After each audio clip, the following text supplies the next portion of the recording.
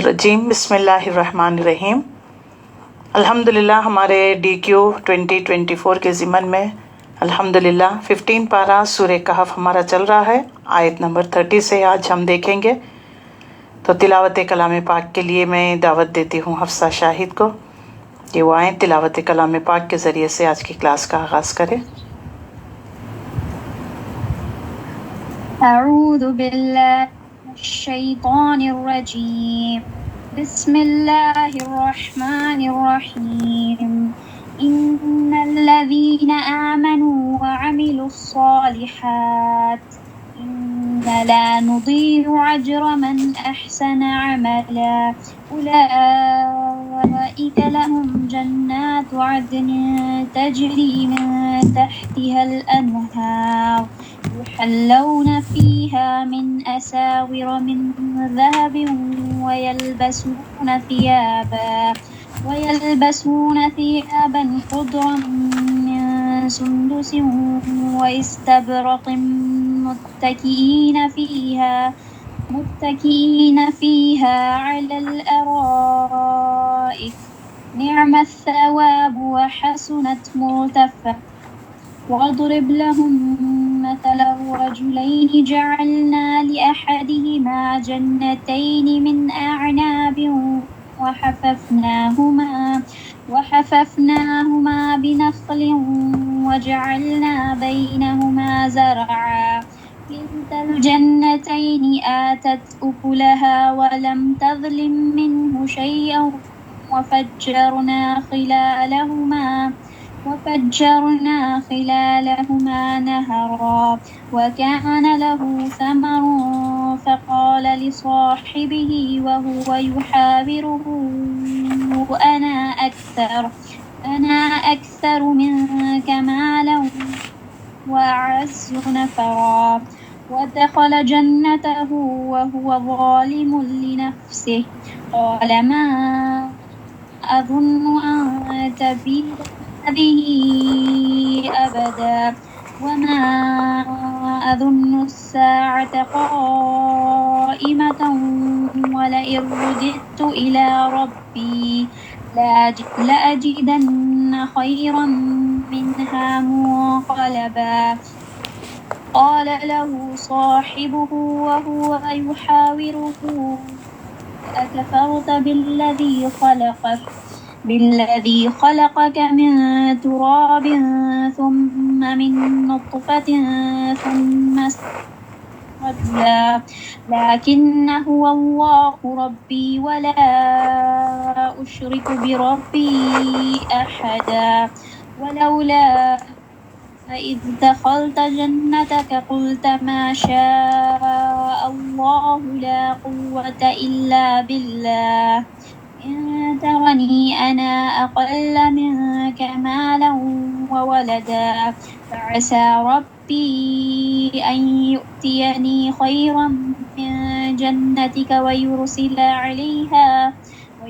عليها حسبانا من السماء فتصبح صعيدا زلقا صدق الله العظيم۔ صدق اللہ العظیم۔ الحمدللہ رب العالمین، الصلاۃ والسلام علی رسولہ الکریم وآلہ وصحبہ اجمعین والعاقبۃ للمتقین، اما بعد۔ محترم خواتین اور عزیز بہنوں، السلام علیکم ورحمۃ اللہ وبرکاتہ۔ اعوذ باللہ من الشیطان الرجیم، بسم اللہ الرحمن الرحیم۔ رب اشرح لی صدری ویسر لی امری واحلل عقدۃ من لسانی یفقہوا قولی رب زدنی علما اللہم انفعنا بما علمتنا وعلمنا ما ينفعنا وزدنا علما اللہم انی اسألک علما نافعا وعملا متقبلا ورزقا حلالا طیبا اللہم انفعنا بما علمتنا وعلمنا ما ينفعنا وزدنا علما رب یسر ولا تعسر وتمم بالخیر رب یسر ولا تعسر وتمم بالخیر۔ اللہ اس قرآن کو ہمارے لیے ہدایت کا ذریعہ بنا۔ اللہ اس قرآن کی بدولت ہمارے کبیرہ صغیرہ گناہوں سے درگزر فرما۔ اللہ ہماری برائیاں ہم سے دور فرما دے۔ اللہ ہمیں نیک بنا، صالح بنا۔ اللہ اس قرآن کے مطابق ہم زندگی عمل کرنے والا بنا۔ ہماری کمیاں کوتاہیاں ہم سے دور فرما دے، ہمیں اپنے نیک مقرب بندوں میں شامل فرما، ہم سے بہترین دین کی خدمت لیجیے، ہماری اولادوں کو، ہمارے آنے والی نسلوں کو اس قرآن کا حامل بنائیے۔ اللہ جب تک زندہ رہیں اس قرآن کے ساتھ زندہ رکھنا، ایمان کے ساتھ زندہ رکھنا، آزمائشوں سے یا اللہ تکالیفوں سے، مشکلات سے بچائے رکھنا۔ یا رب العالمین ہم سب کو اپنا قرب نصیب فرما۔ یا اللہ ہمیں اس قرآن کا حامل بنا، ہم پر اپنی خصوصی رحمتیں اور برکتیں نازل فرما۔ یا اللہ اس قرآن کے ذریعے ہمارے دلوں میں بہار، یا اللہ ہمارے دلوں کا نور، آنکھوں کی ٹھنڈک، یا اللہ ہمارے رنج، غم، پریشانی، دکھ، بیماریوں کو دور کرنے کا سبب بنا دے۔ اے اللہ ہمارے سر کے بال سے لے کر پیر کے انگوٹھے کے ناخن تک، جسم کے ہر اعضاء میں ہمارے لیے نور ڈال دے، ہمارے نفس میں نور عطا فرما۔ یا اللہ ہم سب کو اس قرآن کی طرف آنے والا بنا دے۔ یا اللہ ہم سب کو ہدایت نصیب فرما، ہمارے آنے والی نسلوں کو ہدایت پر رکھنا، آمین یا رب العالمین۔ الحمدللہ سورہ کہف، جیسا کہ آج جمعے کا دن ہے، امید کرتی ہوں کہ سب نے سورہ کہف پڑھا ہوگا۔ جن لوگوں نے نہیں پڑھ لی ہیں تو وہ سورہ کہف پڑھ لیجئے، کیونکہ آج کا دن سورہ کہف کے بارے میں ہم سب جانتے ہیں کہ رسول اللہ صلی اللہ علیہ وسلم نے فرمایا کہ اس سورہ کو پڑھنا دجال کے فتنے سے اپنے آپ کو بچانا ہے۔ جو کوئی دجال کے فتنے سے اپنے آپ کو بچانا چاہتا ہے اسے چاہیے کہ سورہ کہف پڑھا کرے، اور سورہ کہف ہر جمعے کو پڑھی جاتی ہے۔ رسول اللہ صلی اللہ علیہ وسلم کی حدیث ہے کہ ایک صحابی تھے، وہ سورہ کہف پڑھ رہے تھے تو ان کے قریب میں ہی ایک ان کا گھوڑا تھا، وہ بدکنے لگا، تو جیسے وہ روک دیے، پھر وہ اوپر سے جو تھا بادل کی طرح وہ رک جایا کرتا تھا۔ جب رسول اللہ صلی اللہ علیہ وسلم سے ملاقات کی تو آپ صلی اللہ علیہ وسلم سے دریافت کیا، اللہ کے نبی یہ کیا بات تھی؟ تو آپ صلی اللہ علیہ وسلم نے فرمایا کہ یہ سکینت تھی جو تم پر نازل ہونے والی، اگر تم اس کو اسی طرح پڑھتے تو اللہ تم پر رحمت نازل فرماتا۔ اور خاص طور پر جمعے کے دن جو کوئی اس کی ابتدائی 10 آیتیں، ایک روایت میں ہے کہ 3 آیتیں، ایک روایت میں آتا ہے کہ 10 آیتیں، ایک روایت میں آتا ہے کہ ابتدائی 10، ایک روایت میں آخری 10، اور جس کو فرصت ہے وہ آرام سے پڑھ سکتے ہیں، پوری سورہ کہف کو پڑھا کرے۔ یہ دجال کے فتنے سے ہمیں بچاتی ہے۔ فتنوں کے دور میں کس طریقے سے اپنے آپ کو بچایا جائے گا، یہاں پر اس سورہ میں ہمیں بتا دیے گئے ہیں۔ 4 فتنوں کا ذکر ہے۔ کل ہم نے ایک فتنے کا ذکر دکھا کہ نوجوان ایمان لا کر کس طریقے سے غار میں چھپ گئے اپنے ایمان کو، اپنے دین کو بچانے کی خاطر، اور دعا کیا کی، ربنا آتنا من لدنک رحمہ وہیئ لنا من امرنا رشدا، پروردگار ہمارے معاملات کو درست کر دے، تو اپنی رحمت سے ہمیں ڈھانپ لے، تیری رحمت سے ہماری مدد فرما۔ دیکھیے یہ بہت بہترین دعا ہے۔ ایک واقعہ بھی ملتا ہے، حقیقت کا ہے، کہ ایک شخص کو جو ہے عالم دین تھے، ان کو جیل میں رکھ دیا گیا تھا۔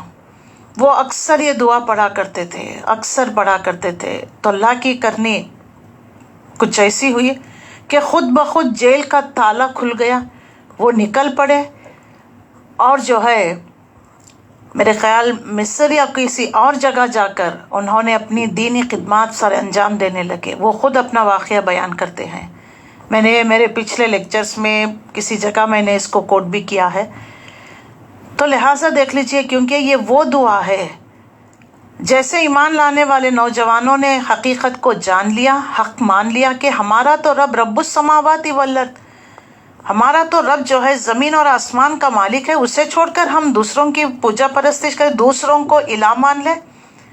یہ کیسے لوگ ہیں کہ حقیقت کو جانتے نہیں، جبکہ اس کائنات کو بنانے والا، چلانے والا رب کائنات ایک ہی تو ہے۔ ہم ہرگز ایسا کام نہیں کریں گے کہ یہ کہتے ہیں کہ بہت ساروں کو الہ مان لیا جائے۔ شرک، کیونکہ مشرک بادشاہ تھا، وہ زبردستی کر رہا تھا کہ شرک کرے، تو انہوں نے کیا کہا، رب السماوات والارض لن ندعو من دونہ الہا لقد قلنا اذا شططا۔ ہم نے ان کے دلوں کو اس وقت جیسے انہوں نے یہ دعا کی تھی، ربنا آتنا من لدنک رحمہ وہیئ لنا من امرنا رشدا، اللہ نے ان کے دل کو تھام لیا، اللہ نے ان کو راستہ بتا دیا، وہ راستہ ان کو غار تک لے کر گیا، اور غار جیسے اندر داخل ہوئے ایک میدان، چٹیل میدان کی طرح تھا، وہاں پر سو گئے۔ اللہ تعالیٰ نے نیند طاری کر دی، اور انہیں کرونٹ بھی بدلا رہا تھا۔ سورج جو ہے دائیں طرف سے نکلتا، صرف جو ہے اس غار میں تو روشنی اور تپش ہوتی لیکن ان پر نہ پڑتی۔ اللہ کرونٹ بھی بدلا رہا تھا۔ یہ سب دیکھ لیجیے اللہ کی طرف سے ہوتی ہے، تو ہمیں جو ہے انیشیٹ کرنا چاہیے۔ اگر ہم نکل پڑیں تو پھر اللہ ہماری مدد کرے گا۔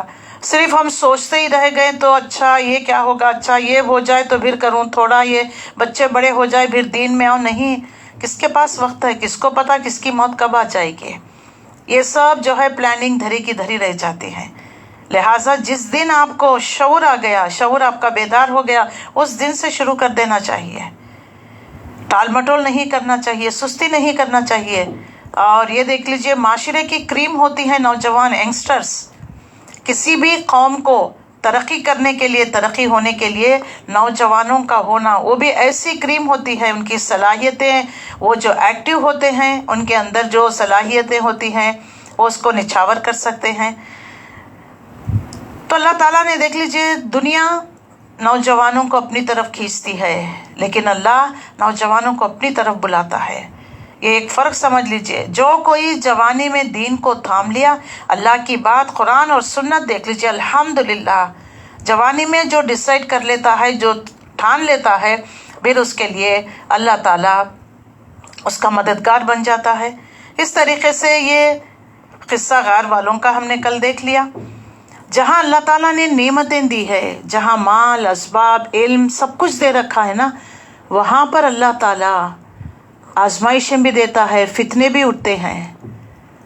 تو لہٰذا ان فتنوں سے بچنے کے لیے مال کی محبت نہیں، کسی نعمتوں کی محبت دل میں نہیں ہونا چاہیے۔ یہ دنیا برتنے کی جگہ ہے، استعمال کے لیے اللہ نے رکھا ہے، یہ نہیں کہ اس کی محبت دل میں بیٹھ جائے۔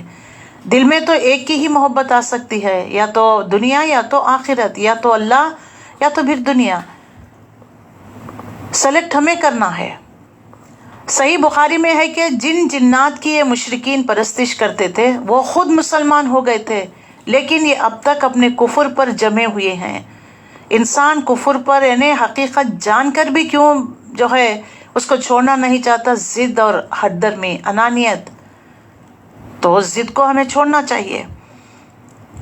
اللہ تعالیٰ نے جو ہے قرآن میں ان فتنوں سے نکلنے کی چابی بھی دے دی ہے، ان فتنوں سے اپنے آپ کو کس طرح سے بچا لیا جائے اللہ تعالیٰ نے واضح کر دیا ہے۔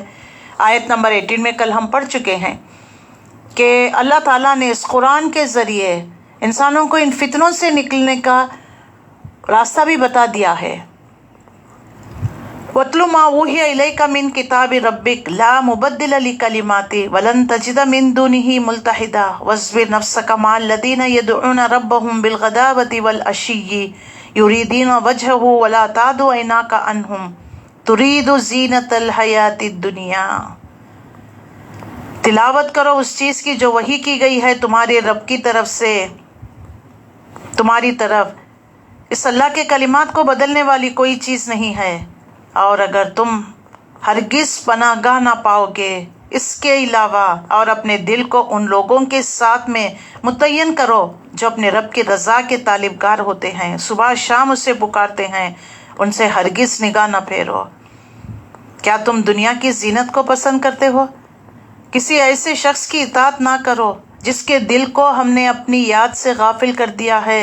فرینڈ سرکلز کو دیکھیے، ہمارے ملنے جلنے والے دنیا دار ہیں یا دیندار ہیں، اور ایسی محفلیں، ایسے لوگوں کا ساتھ جو دین سے جڑے ہوئے ہوتے ہیں، جو قرآن سے جڑے ہوئے ہوتے ہیں، اچھی لوگوں کی صحبت میں دیکھیے ہماری بھی اچھائیاں نکھر کر آتی ہے، برے لوگوں کی صحبت میں اچھا انسان بھی برا ہو جاتا ہے۔ اللہ کے رسول صلی اللہ علیہ وسلم نے اس کی تشبیہ دی ہے، ایک عطر خوشبو بیچنے والے کے ساتھ بیٹھو گے، کچھ نہیں تو صحیح تمہارے کپڑوں میں خوشبو تو آ جائے گی، اسی طرح جو ہے کالک دھنکنے والے کے پاس بیٹھو گے، کچھ بھی نہیں کرو گے لیکن کپڑے تمہارے کالے ہو جائیں گے، ہاتھ تمہارے کالے ہو جائیں گے۔ تو لہٰذا اچھی لوگوں کی صحبت، اللہ تعالیٰ کیا فرماتا ہے یہاں پر، قرآن کی محفلیں، قرآن کی مجلسیں، قرآن والے اللہ والوں کے ساتھ رہا کریے، اور کسی ایسے شخص کی اطاعت نہ کرو جس کے دل کو ہم نے اپنی یاد سے غافل کر دیا ہے۔ اللہ اکبر۔ اللہ کی یاد سے غافل ہونے والے کون ہیں؟ جو سرکش ہوتے ہیں، جو بغاوت کرتے ہیں، اللہ کو نہ مانتے، اللہ کے ساتھ شرک کرتے ہیں، اور ضد اور حد درمی میں، تکبر میں، جیسا فرعون کو دیکھ لیجئے، نمرود کو دیکھ لیجئے، حامان کو، قارون کو دیکھ لیجئے، خزانہ دیا تھا، مال دیا تھا، لیکن فتنے میں مبتلا ہو گئے۔ اللہ تعالیٰ نے تمام لوگ دیکھتے ہی دیکھتے اس کو زمین میں دھسا دیا۔ اسی طرح فرعون کو پاور دے رکھا تھا، مین پاور بھی تھا، مائنڈ پاور بھی تھا، منی پاور بھی تھا، اس نے اس کا غلط انٹرپریٹ کیا، غلط استعمال کیا، اللہ تعالیٰ نے سمندر میں اس کو غرق کر دیا۔ تو جہاں نعمتیں وہاں فتنے بھی پیدا ہوتے ہیں۔ فتنے یہ جو ہے نعمتیں کا آزمائش ہوتی ہے۔ اللہ نے نعمتیں دیے ہیں، اللہ کا شکر ادا کر کر اس کو صحیح راستے پر لگانا ہے۔ اگر اس سے جو ہے غلط طریقے کا استعمال کرتے ہیں تو اللہ تعالیٰ دلوں پر ٹھپا لگا دیتا ہے۔ ہدایت اطراف میں برس رہی ہے، کس کو نہیں پتا؟ جیسے آپ یوٹیوب، فیس بک جو بھی کھولتے ہیں، قرآن کی تلاوت ترجمے کے ساتھ کوئی نہ کوئی آپ کو قرآن کی طرف دعوت دے رہا ہوتا ہے نا، کیا تم سنتے ہو؟ فوری اس کو چینل چینج کر دیتے ہو، اپنا مطلب کا چینل اس میں ڈھونڈنے لگتے ہو۔ کتنے ریمائنڈرز آتے ہیں آپ کو، کتنے لوگ قرآن کی طرف دعوت دیتے ہیں، کیا ہم توجہ سے سیریسلی کسی ایک کا تو صحیح سیکوینسلی میں پورا قرآن سنوں تو صحیح؟ کچھ سنتے ہیں، کچھ بند کر دیتے ہیں، پھر اٹھ کر چلے جاتے ہیں، نان سیریس ایٹیٹیوڈ۔ تو آج کے دور کے لوگ تو اللہ کے حضور عذر پیش ہی نہیں کر سکتے کہ اللہ مجھے معلوم ہی نہیں تھا، قرآن کو ترجمے سے پڑھنا، فلانا کرنا، یہ نہیں۔ ہدایت ہمارے ریچ میں ہے، اطراف میں برس رہی ہے، اللہ سے تڑپ کر دعا مانگی، اللہ تعالیٰ ہدایت کا راستہ دکھا دے گا۔ جو گناہوں میں مبتلا ہو جاتے ہیں، اللہ کے ساتھ شرک کرتے ہیں، بغاوت کرتے ہیں، طاغوت کو مانتے ہیں، دنیا کو اپنا، اور جو دنیا والوں کو اپنا آئیڈیل، سیلیبریٹیز کو اپنا آئیڈیل مانتے ہیں، پھر ان کے دلوں کو اللہ نے غفلت میں مبتلا کر غافل ہو گئے۔ غافل کیا ہے؟ انہیں اچھی بات، اچھا کام ان کو اچھا نہیں لگتا، بس وہ مستی میں، جوانی دیوانی، کھا لے پی لے جی لے، ایڈونچرز کرنا، اپنی خواہشات کو پورا کرنے کی کوشش کرنا، بائی ہوک اور بائی کروک، حلال ہو یا حرام ہو، ان ذرائعوں سے ان چیزوں کو پانے کی کوشش کرنا، گناہ کرنا، جسٹیفیکیشنز دینا، یہ تمام چیزیں جب اللہ تعالیٰ ایک موقع دیتا ہے، ایک وقت تک ان کو ڈھیل دیتا ہے، اگر یہی اپنی سرکشی میں اور سرکش ہو جاتے ہیں، اپنے اطراف کے لوگوں کو بھی سرکشی میں مبتلا کرتے ہیں، جیسے قوموں کا قصہ ہم پڑھ چکے ہیں، تو اللہ تعالیٰ دیکھ لیجئے ان کو کس طریقے سے تباہ و تاراج کر دیا۔ تو جس کے دل کو ہم نے اپنی یاد سے غافل کر دیا ہے، اور جس نے اپنی خواہش نفس کی پیروی اختیار کر لی، خواہشات اینڈلیس ہوتے ہیں نا، کبھی اینڈ ہی نہیں ہے ان کا، تو انسان اسی خواہشات کے پیچھے پڑ کر اپنی حقیقت کو، اپنا دنیا میں آنے کا مقصد سے غافل ہو گیا ہے۔ تو اللہ فرماتا ہے ایسے لوگوں کے دلوں پر ہم ٹھپا لگا دیتے ہیں، اپنے خواہشات نفس کے پیچھے پڑے ہوئے ہوتے ہیں اور اسی کو پانے کی کوشش کرتے ہیں، اور جس کا طریقہ کار افراد و تفرید پر مبنی ہوتا ہے، تو صاف کہہ دو کہ حق ہے تمہارے رب کی طرف سے، اب جس کا جی چاہے مان لے، جس کا جی چاہے نہ مانے، اٹس اپ ٹو یو، وما علینا الا البلاغ، پہنچا دینا ہمارا ذمہ ہے۔ اب مانے نہ مانے، جسٹیفیکیشنز دے اور کسی فرقوں میں مبتلا ہو جائے، آزمائشوں میں مبتلا ہو جائے، یہ آپ کا ذہن، آپ کی سوچ، آپ کا فطور ہے، کوئی کچھ نہیں کہہ سکتا۔ قرآن میں کوئی چیز بدل ہی نہیں سکتا، تو کس طریقے سے آپ یہ بات کہہ سکتے ہیں؟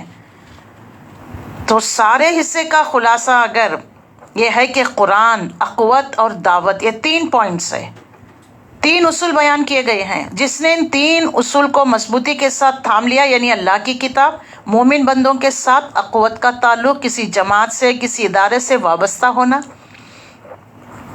اگر کسی جماعت سے، کسی اس سے وابستہ نہیں نا، تو وہ سیریسنس نہیں رہے گا، کچھ سیکھیں گے نہیں آپ، رہے گا ایک ٹائم ہوگا، ایک ڈسپلن ہوگا۔ تو اسی لیے جماعت پر اللہ کا ہاتھ ہوتا ہے، تو ایک جماعت میں، ایک آرگنائزیشن میں، ایک گروپ کی شکل میں آپ یہ کام کیا کریں، برکت بھی ہوگی، ایک دوسرے کو دیکھ کر ہم بہت سارے سیکھتے ہیں، ہمارا ایمان بڑھتا ہے، ایک ڈسپلن آتی ہے دنیا میں، زندگی میں ہماری۔ تو بندے مومن کے ساتھ اخوت کا تعلق، اور تیسرا حق کی دعوت کا کام کرنا ہے۔ یہ وہ پلانر ہے، پلاننگ بتا دیا جا رہا ہے اللہ تعالیٰ، وہ نسخہ ہے جو آدمی کو ہر دور میں ان فتنوں سے محفوظ رکھتا ہے۔ دیکھیے اگر پانی کا تیز بہاؤ آ رہا ہے، ایک آدمی کھڑا رہے گا تو پانی بہا کر لے کر چلا جائے گا۔ اگر لوگ ہاتھوں میں ہاتھ ڈال کر مضبوطی کے ساتھ جم کر کھڑے رہیں گے نا، ایک 15-20 لوگ کھڑے ہو جائے تو پانی کا بہاؤ انہیں بہا کر نہیں لے جائے گا۔ تو اسی طرح ہمارے ایمان کو، دین کو بچانا ہے تو دعوت کا کام بھی کرنا ہے اور ایسے لوگوں کے ساتھ جڑے رہنا ہے، مومن بندوں کے ساتھ تقوت کا تعلق رکھنا ہے، تبھی جا کر ہمارا ایمان بچ سکتا ہے۔ ورنہ اکیلا، اللہ کے رسول صلی اللہ علیہ وسلم نے فرمایا جو جماعت سے نکل گیا، جو جماعت سے کوئی شخص وابستہ نہیں، اس کی مثال ایسی کہ بکریوں کا ریوڑ، اس میں سے ایک بکری الگ چلے گئی، اب اس کو شکاری آسانی کے ساتھ جو ہے حاصل کر لیتا ہے۔ اسی طرح ایک اکیلا انسان کو دیکھ کر شیطان آسانی کے ساتھ اس پر حاوی ہو جاتا ہے۔ دیکھیے جماعت کے ساتھ مل کر کرتے ہیں تو وہ کام آسان لگنے لگتا ہے۔ اسی لیے اللہ تعالیٰ نے سب عبادتیں جماعت کے اعتبار سے، نماز ہو، روزہ، حج، زکوٰۃ، الحمدللہ ایک دوسرے کو دیکھ کر اسپرٹ پیدا ہوتی، ایک دوسرے کو دیکھ کر انسان کے اندر کرنے کی چاہ پیدا ہوتی۔ ایمان اگر کسی کا ڈاؤن ہو گیا تو کسی کو دیکھ کر ایمان جو ہے اور بڑھنے لگتا ہے۔ ایک دوسرے سے سبقات لے جانے کی کوشش کرتے ہیں، سیکھنے سکھانے کی، آگے بڑھنے کی ایک ریس لگا ہوا ہوتا ہے نا، اگر نہیں ہے تو بڑھائیے یہ ریس۔ تو یہ 3 چیزیں ہمیں کرنا، دعوت، لوگوں کو جب تک آپ سننا نہیں، سناتے بھی رہیے، لوگوں کو دعوت کی قرآن کی طرف دعوت دیجیے۔ تو یہ وہ نسخہ ہے جو آدمی ہر دور میں فتنوں سے محفوظ رکھ سکتا ہے۔ جو دجال کی طرح اس کے ایمان کے پیچھے پڑے ہوئے ہیں، آج دنیا میں کتنی رنگینیاں نہیں، کتنے فتنے نہیں، مجھے بتائیے۔ مال کا فتنہ، حسن کا فتنہ ہے۔ آج دیکھ لیجئے نوجوان لڑکے لڑکیاں لو جہاد میں ہے، لیونگ ٹوگیدر میں ہے، بھاگ جانا گھروں سے، غیر قوموں سے شادی کرنا، پتہ نہیں کیا کیا سب کچھ ہو رہا ہے۔ اپنی خواہشات کو پورا کرنے کے لیے نہ تو ماں باپ کی عزت کا خیال، نہ کسی چیز کا، نہ دین کا، نہ اللہ کا ڈر، کچھ نہیں، صرف اپنی خواہش۔ یہ آج کل کے موویز، ڈراما، سیریلز انسان کو اور تباہ کر کر رکھ رہی ہے۔ جو بچے ہمارے جو ڈراماز دیکھتے ہیں، انگلش موویز دیکھتے ہیں، تھار کو اپنا ہیرو مانتے ہیں، سیلیبریٹی مانتے ہیں، تو وہ کب محمد صلی اللہ علیہ وسلم کو ہیرو ماننے لگیں گے بتائیے؟ تو یہ تمام پورٹلز کھولنا کون ہے؟ یہ شیاطین۔ آپ دیکھ رہے ہوں گے انگلش موویز میں بتایا جاتا کہ پورٹل کھلتے ہیں، ہیری پوٹر ہے اور بہت ساری چیزیں ہیں، اس میں شیاطین آج بھی، یعنی وہ آسمان پر پہنچ کر وہ دروازے کھولنے کی کوشش کرتے ہیں، اوپر تک جائیں اور عالم بالا میں جا کر چھپ کر بیٹھ کر سنگن لے کر آ کر یہاں پر نیچے بات بتانے کی کوشش کرتے ہیں، پورٹلز کھولنے کی کوشش کرتے ہیں۔ تو لہٰذا ان تمام فتنوں سے اپنے آپ کو بچانا ہے۔ کچھ نہیں، سب کچھ ہے، آپ کے پاس مال بھی ہے، وقت بھی ہے، سب کچھ ہے، یعنی فراخت بھی ہے۔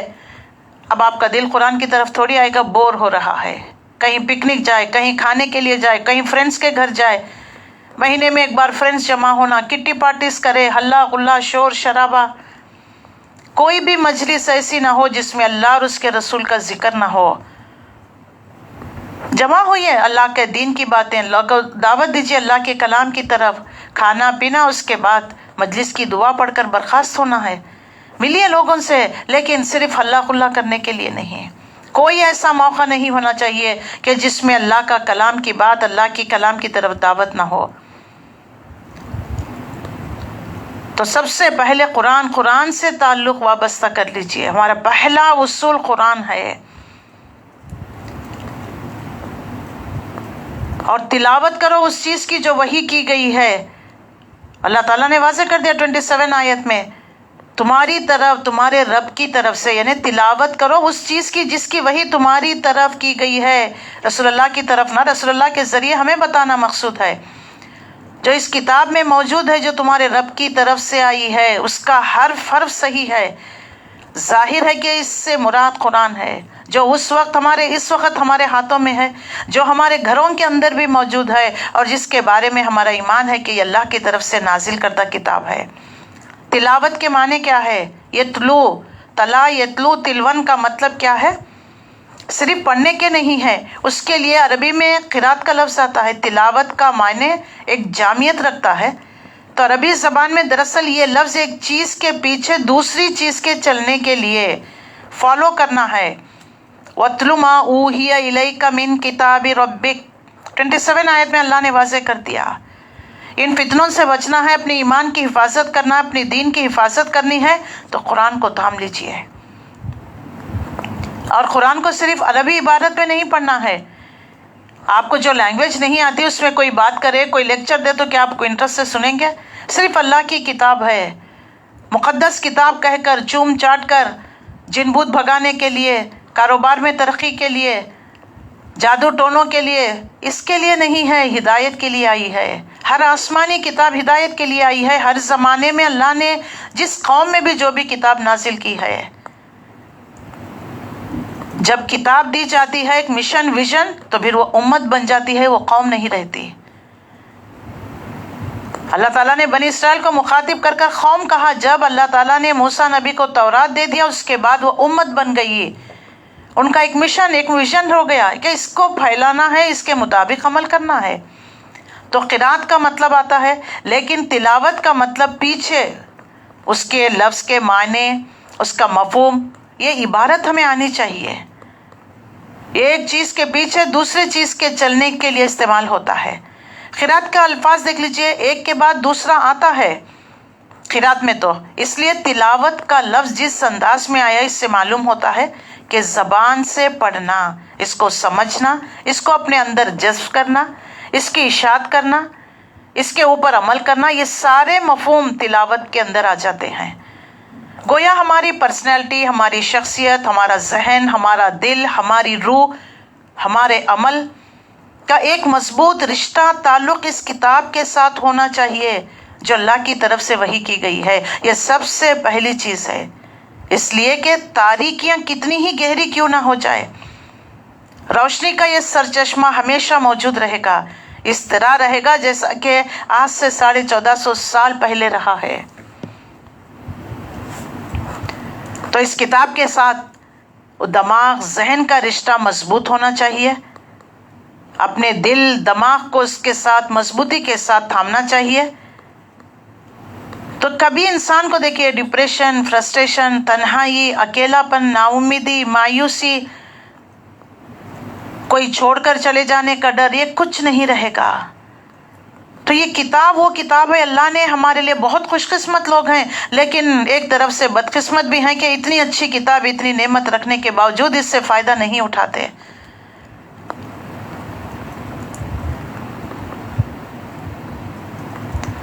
نہیں ہے نا امید اقبال اپنی کشت ویراں سے، نہیں ہے نا امید اقبال اپنی کشت ویراں سے، ذرا نم ہو تو یہ مٹی بہت زرخیز ہے ساقی۔ اللہ اکبر۔ ذرا دلوں کو نرم کریے، یہ قرآن آپ کے دلوں کو نرم کرنے والی چیز ہے۔ نرم ہو گئی تو پھر دیکھ لیجئے کیسی زرخیز، اس سے کیسے جو ہے، جیسے دیکھیے نرم مٹی نرم ہو جاتی ہے، زرخیز ہوتی ہے تو اس سے پھل، اور اس سے کس طرح سے دگنا پھل لے کر آتی ہے۔ اور مومنوں کو عقابی روح جب بیدار ہوتی ہے نوجوانوں میں، عقابی روح آسمان کی طرف نظر رکھنا چاہیے، اونچی بلندی اٹھنے کے، بس اتنا کافی ہے، اتنی سیلری بس سے کافی، بس اتنا کر لیا اتنا کافی ہے، یہ نہیں۔ جیسا شاہین، اس کی نظر اوپر ہوتی ہے، اوپر ہی اڑتی ہے، وہ نیچے نہیں، اپنا بسیرا بھی اوپر بناتی ہے پہاڑوں کی چٹانوں میں۔ تو عقابی روح جب بیدار ہوتی ہے جوانوں میں، نظر آتی ہے ان کو اپنی منزل آسمانوں میں۔ کیا ہماری نوجوانوں کو منزل آسمانوں میں نظر آتی ہے؟ ہمیشہ دیکھ لیجئے نوجوان اکثر بستروں پر پڑے ہیں، سستی، ہمیشہ سوشل میڈیا، اس کے علاوہ اپنے آپ کو بنانا اپنے حسن کے دیوانے، جیل ویل لگانا، ایک اچھا سا ٹی شرٹ پہنا، شیشے کے آگے کھڑے رہنا، پک کرنا، فیس بک میں اپلوڈ، ڈی پی میں، پتہ نہیں اسٹیٹس میں، پھر دوسرے دن چیک کرنا کتنے مجھے تھم ملے ہیں، کتنے میرے لیے کیا کیا کمنٹس آئے ہیں۔ تو یہ پھر بتائیے، یہ تو اللہ نے ہمیں اس لیے نہیں بھیجا نا کہ دنیا میں کھائیں پیئیں موج مستی کرے چلے جائیں آ جائیں، یہ تو کام کافر بھی کر رہا ہے، دہریہ بھی کر رہا ہے۔ تو جب اللہ نے امت مسلمہ کہا، امت وسط کہا، تمہیں چن لیا گیا، چھانٹ لیا گیا. You are the elected and selected امہ فرام اللہ سبحانہ و تعالی. یو آر دا لاسٹ امہ فرام اللہ سبحانہ و تعالی. یخرج للناس، لوگوں میں سے نکال لیا گیا، چھانٹ چھانٹ کر تمہیں چوز کر لیا گیا. We are the chosen people of اللہ سبحانہ و تعالی. چوزن پیپل کا یہ حال. نہیں تیرا نشے من قصر سلطانی کے گنبد پر، کسی جو ہے محل کے گنبد پر نہیں ہوتا شاہین کا بسیرا. تو شاہی ہے بسر کر پہاڑوں کی چٹانوں پر.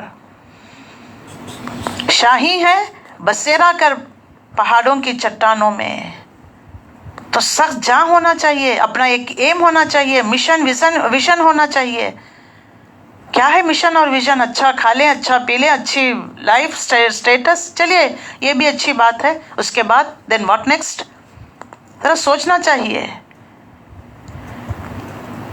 صحابہ کی زندگیوں کو دیکھ لیجئے، کیسے کیسے انہوں نے دین کے خاطر فزیکل پرسیکیوشن سہا، ہجرتیں کی، قربانیاں کی، جنگ و جدال کیا. باطل سے دبنے والے اے آسمان نہیں ہم. وہ باطل سے دبنے والے نہیں تھے، کسی چیز سے، کسی فتنے میں وہ اپنے آپ کو مبتلا نہیں کیا کرتے تھے. کیسے چٹانوں کی طرح ایک دوسرے سے مل کر کام کیا کرتے تھے. باطل سے دبنے والے اے آسمان نہیں ہم، 100 بار کر چکا ہے تو امتحان ہمارا. اللہ اکبر. کتنی بار اللہ نے ان کا امتحان لیا. کبھی حرام کی طرف نظر اٹھا کر بھی نہیں دیکھا. کافروں کو جو مال و دولت، عیش و عشرت دیکھا، اللہ تعالیٰ خود قرآن میں فرماتا ہے لمبی نظر کر کر بھی ان کی طرف نہ دیکھا کرو، تمہارے لیے بہت کچھ ہے. یہ دنیا تمہارے لیے امتحان ہے، اس کی رنگینیاں، اس کے دھوکے میں مت پڑو. یہ چھوٹنے والی ہے، فانی ہے، کچھ نہیں. جیسے سانس سکڑ گئی ختم، دھرا کا دھرا رہ جائے گا. بلڈنگیں ہیں، آپ کی زمین جائیداد، آپ کا بینک بیلنس، ایون آپ کے ہاتھ پر رسٹ واچ ہے، سونے کے کنگن ہے، انگوٹھی ہے، چاندی چھلا، سب کچھ نکال لیا جائے گا. اور جو ہے مومن ہمیشہ حلال ایک وقت کھائے گا، حلال کا کھائے گا، کم پر اتفاق کر لے گا لیکن حلال پر. اے طائر لاؤتی، اس رزق سے موت اچھی جس رزق سے آتی ہے پرواز میں کوتاہی. اس رزق سے جو ہے فرائض میں کوتاہی آتی ہے. حرام کھائیں گے تو کیا ہوگا؟ سستی، کچھ کرنے کو نہیں، دل پر جو ہے زنگ لگ جاتا ہے. کیونکہ اللہ تعالیٰ نے خود واضح کر دیا گناہوں کی وجہ سے ثم قست قلوبکم، تمہارے دل سخت ہو گئے، ایسے سخت پتھروں سے بھی زیادہ.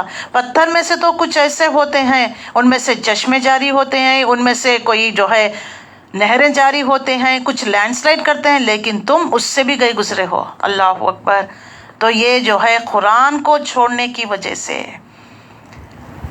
جس رزق سے آتی ہو پرواز میں کوتاہی، فرائض میں کوتاہی آ گئی، تو پھر وہ نیند، وہ عیش و آرام، وہ مال، وہ دولت کس اعتبار کا بتائیے.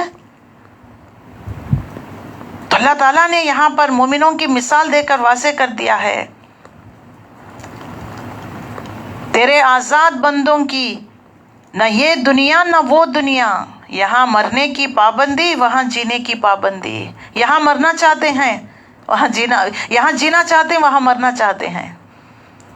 کیونکہ یہاں پر رنگینیاں ختم ہی نہیں ہو رہی ہیں، عیش و آرام کی زندگی ختم، جینا چاہتے ہیں.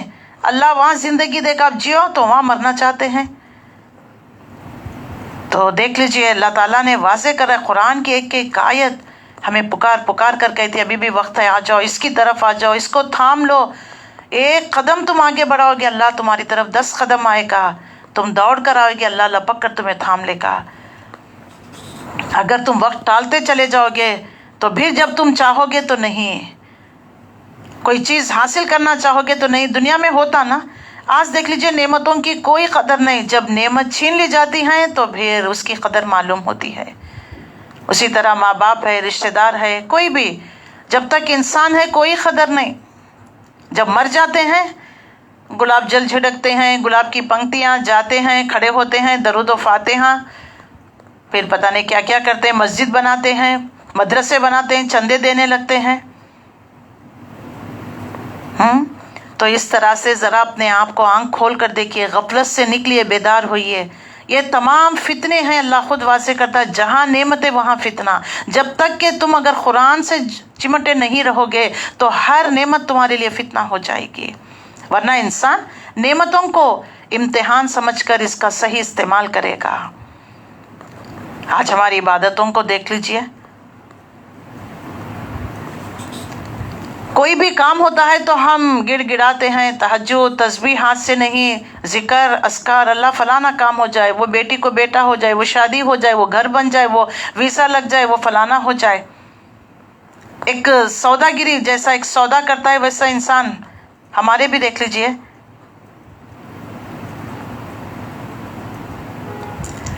ایسا کریے بے لاز ہو کر، سیلف لیس طریقے سے. نہیں، مجھے اللہ کا بندہ بننا ہے، میں اللہ کا بندہ، اللہ کا غلام، اس کی مرضی سے آیا ہوں، اس کی مرضی سے جانا ہے. سوداگری نہیں، یہ عبادت خدا کی. کوئی گیو اینڈ ٹیک والا معاملہ نہیں ہے، سوداگری نہیں ہے. گیو اینڈ ٹیک کرتے ہیں، کوئی کم کر لے کہتے ہیں، بارگین کرتے ہیں نا، ایسا نہیں ہے. اے بے خبر، جزا کی تمنا بھی چھوڑ دے. اس سے کیا جزا ملے گی، کتنا ملے گی، گن گن کر کاؤنٹ کر کر نیکیاں مت کیا کرے. سوداگری نہیں، یہ عبادت خدا کی. اے بے خبر، جزا کی تمنا بھی چھوڑ دے. نہیں، اللہ دے گا. حسن بصری رحمۃ اللہ علیہ کہتے ہیں کہ ایک دن وہ پانی لے کر جا رہی تھی. کسی نے پوچھا کہاں جا رہی ہیں؟ تو جنت کو میں ختم کرنے کے لیے، کیونکہ لوگ جو بھی نیک عمل کر رہے ہیں جنت کو پانے کے لیے، جبکہ جو ہے اللہ کی محبت میں ڈوب کر کرنا ہے، اس سے انعام حاصل کرنے کے لیے. خالی جنت مل جائے نیکیاں کرتے جا رہے ہیں، اس طرح سے نہیں ہے. کتنا بھی دنیا میں کما لیجئے، سب کچھ چھوڑ کر جانا ہے. من کی دولت ہاتھ آتی ہے تو پھر جاتی نہیں، لیکن تن کی دولت چھاؤں ہے، آتا ہے دھن، جاتا ہے دھن. من کی دولت ہاتھ آتی ہے تو پھر جاتی نہیں. دین کا علم، دین پر لگے رہنا، اگر ایک بار یہ دولت مل گئی یہ پھر جاتی نہیں مرتے دم تک. تن کی دولت چھاؤں ہے، تن یعنی جسم کی دولت، کھانا پینا اچھا، یہ خوراک خواہشات، یہ تن کی دولت ہے، چھاؤں جیسی آتی ہے جاتی ہے. تو کون سی دولت چاہیے ہمیں؟ من کی دولت. من کی دولت ہاتھ آتی ہے تو پھر جاتی نہیں، یاد رکھ لیجئے. نمازوں میں دل لگانا ہے. ایسا نہیں کہ دل سے آواز آئی کہ تیرا دل تو ہے صنم آشنا، تجھے کیا ملے گا نماز میں. اس طرح نہیں ہونا چاہیے. تو قرآن سے تعلق، تلاوت اور اس کے معنی، مفہوم، اس پر غور و فکر ابھی بھی وقت ہے. قرآن کو سمجھنے کی کوشش کریے. اللہ سے دعا بھی کرتے رہیے، اللہ ہمارے لیے آسانیاں کر دے گا. ہماری شخصیت، ہماری ایٹیٹیوڈ، ہمارے رویے، ہمارے ذہن، ہمارا مائنڈ سیٹ، ہمارا دل، ہماری روح، ہمارے عمل اور ایک مضبوط رشتہ اور تعلق اس کتاب سے ہونا چاہیے جو اللہ کی طرف سے وحی کی گئی ہے. یہ سب سے پہلے چیز ہے. اسی لیے کہ تاریکیاں کتنی ہی گہری کیوں نہ ہو جائے، روشنی کا ایک سرچشمہ موجود رہے گا اور اسی طرح رہے گا. جیسا آج سے 1450 سال بڑا سا محل ہے، اندھیرا گپ اندھیرا، ایک چھوٹا سا سوراخ بھی ہوگا، اس میں سے روشنی آئے گی نا، پورے محل کو اجالا کر دے گی. اسی طرح اندھیرے ہیں، تاریکیاں ہیں، ظلمت ہے، ضلالت ہے، گمراہیاں ہیں، لیکن جب یہ قرآن اندر صراحت کر لیتا ہے تو تمام دل کے اندھیروں کو ختم کر دیتا ہے. اس کتاب کے ساتھ دل، دماغ، ذہن کا رشتہ مضبوط باندھ لیے بغیر ہم میں سے کوئی اس کا جواب نہیں دے سکتا. نہ دیکھنا، ہم کوئی بھی جو ہے کسی کو جواب بھی نہیں دے سکتے. اگر ہم خواب دیکھ رہے ہیں کہ ایک اسلامی معاشرہ ہو تو ہم میں سے ہر ایک کو کوشش کرنا ہے، اپنی تربیت آپ کرنا ہے، آپ کو بہتر بننا ہے، دین کا کام کرنا ہے. کوئی کام نہیں ہو سکتا جب تک کہ اللہ کی کتاب کے ساتھ تعلق مضبوط نہ ہو جائے. اسی لیے ایمان و عمل صالح کہہ دیا گیا. آج کتنی کرسچن مشنریز ہم سے بہترین طریقے سے خدمت خلق کر رہے ہیں، ان کو دنیا میں دے دیا جائے گا، آخرت میں نہیں. کیوں؟ ایمان نہیں ہے. ہمارے لیے ایمان کے ساتھ عمل صالح چاہے تھوڑا سا ہی کیوں نہ کیا جائے، اللہ اس کا اجر بڑا چڑھا کر دے گا۔ تو اس کتاب کے ذریعے سے لوگوں کے ذہنوں میں جو زنگ چڑھ گئے ہیں ان کو دور کرنا ہے۔ یہ وہ کتاب ہے جو صحابہ کے دلوں کو، دماغ کو بدل دیا، ان کو دنیا کی محبت سے نکال کر اللہ کے نبی نے آخرت کی طرف توجہ دلا دی، موٹیویٹ کیا ان کو، ان کے مقاصد، ان کے عزائم کو بدل دیا، زندگی کی دھار پلٹ دیا۔ آخر کار دنیا میں دیکھ لیجئے قائد اور امام بنے رہے۔ اسپین پر مسلمانوں نے 800 سال حکومت کی۔ اس کتاب نے ان کا ایمان مضبوط کیا، ان کے دل کے اندر اترا اور ان کے باہمی رشتے بھی مضبوط ہو گئے۔ تو یہ کتاب انسان کے اندر جب صراحت ہو جاتی ہے نا، اس کی نظر بھی بدل جاتی ہے، اس کی دنیا، اس کی سوچ، ایوری تھنگ بدل جاتی ہے۔ تو لہٰذا ہمیں اس کتاب کے ذریعے سے اپنے تعلق کو مضبوط کرنا ہے۔ قرآن مجید کے بارے میں کہا گیا کہ یہ ایسی کتاب ہے جس میں کوئی رد و بدل نہیں کر سکتا، اس میں آگے پیچھے سے کوئی باطل داخل نہیں ہو سکتا۔ دجال تو جب آئے گا سو آئے گا، لیکن دجال کے پیروکار اپنی طرف سے کتنی بھی کوشش کر کے ایمان کے قلعے کے اندر اگر رقن پیدا کرنا چاہے، سراغ ڈالنا چاہے، اگر اس کتاب کے ذریعے اگر ہم مضبوطی تھام لے تو رقن کی کوئی گنجائش نہیں ہوگی۔ سورہ حامیم سجدہ میں بھی اللہ نے وَإِنَّهُ لَكِتَابٌ عَزِيزٌ لَا يَأْتِيهِ الْبَاطِلُ مِن بَيْنِ يَدَيْهِ وَلَا مِن خَلْفِهِ وَتَنزِيلٌ مِّن حَكِيمٍ حَمِيدٍ۔ حقیقت یہ ہے کہ ایک زبردست کتاب ہے، باطل نہ سامنے سے اس پر آ سکتا ہے نہ پیچھے سے۔ یہ ایک حکیم اور حمید کی نازل کردہ چیز ہے۔ یہ کتاب سارے خزانوں سے بہتر خزانہ ہے۔ دنیا کے اندر آدمی جو کچھ بھی سوچے کہ میں یہ جمع کروں گا، یہ حاصل کر لوں گا، جتنا بھی اس کے عزائم ہو، جتنا بھی وہ کوشش کر لیں، جتنا بھی اس چیز کے ساتھ قیمت اور قدرت کو وابستہ کر لے، یہ میرے لیے قیمتی ہے۔ ان سب سے بہتر اگر کوئی چیز ہے تو وہ اللہ کی کتاب ہے۔ ہوا خیر مما یجمعون، یہ ان سب چیزوں سے بہتر ہے جنہیں لوگ سمیٹ رہے ہیں۔ یہ ان سارے امراض کا علاج ہے جو آدمی کے دل کے اندر پائے جاتے ہیں۔ یہ شفا ہے، شفا ان ساری بیماریوں کا علاج ہمارے جو دلوں کے اندر ہے۔ وہ شفاء لما فی الصدور، یہ وہ چیز ہے جو دلوں کے امراض کی شفا ہے۔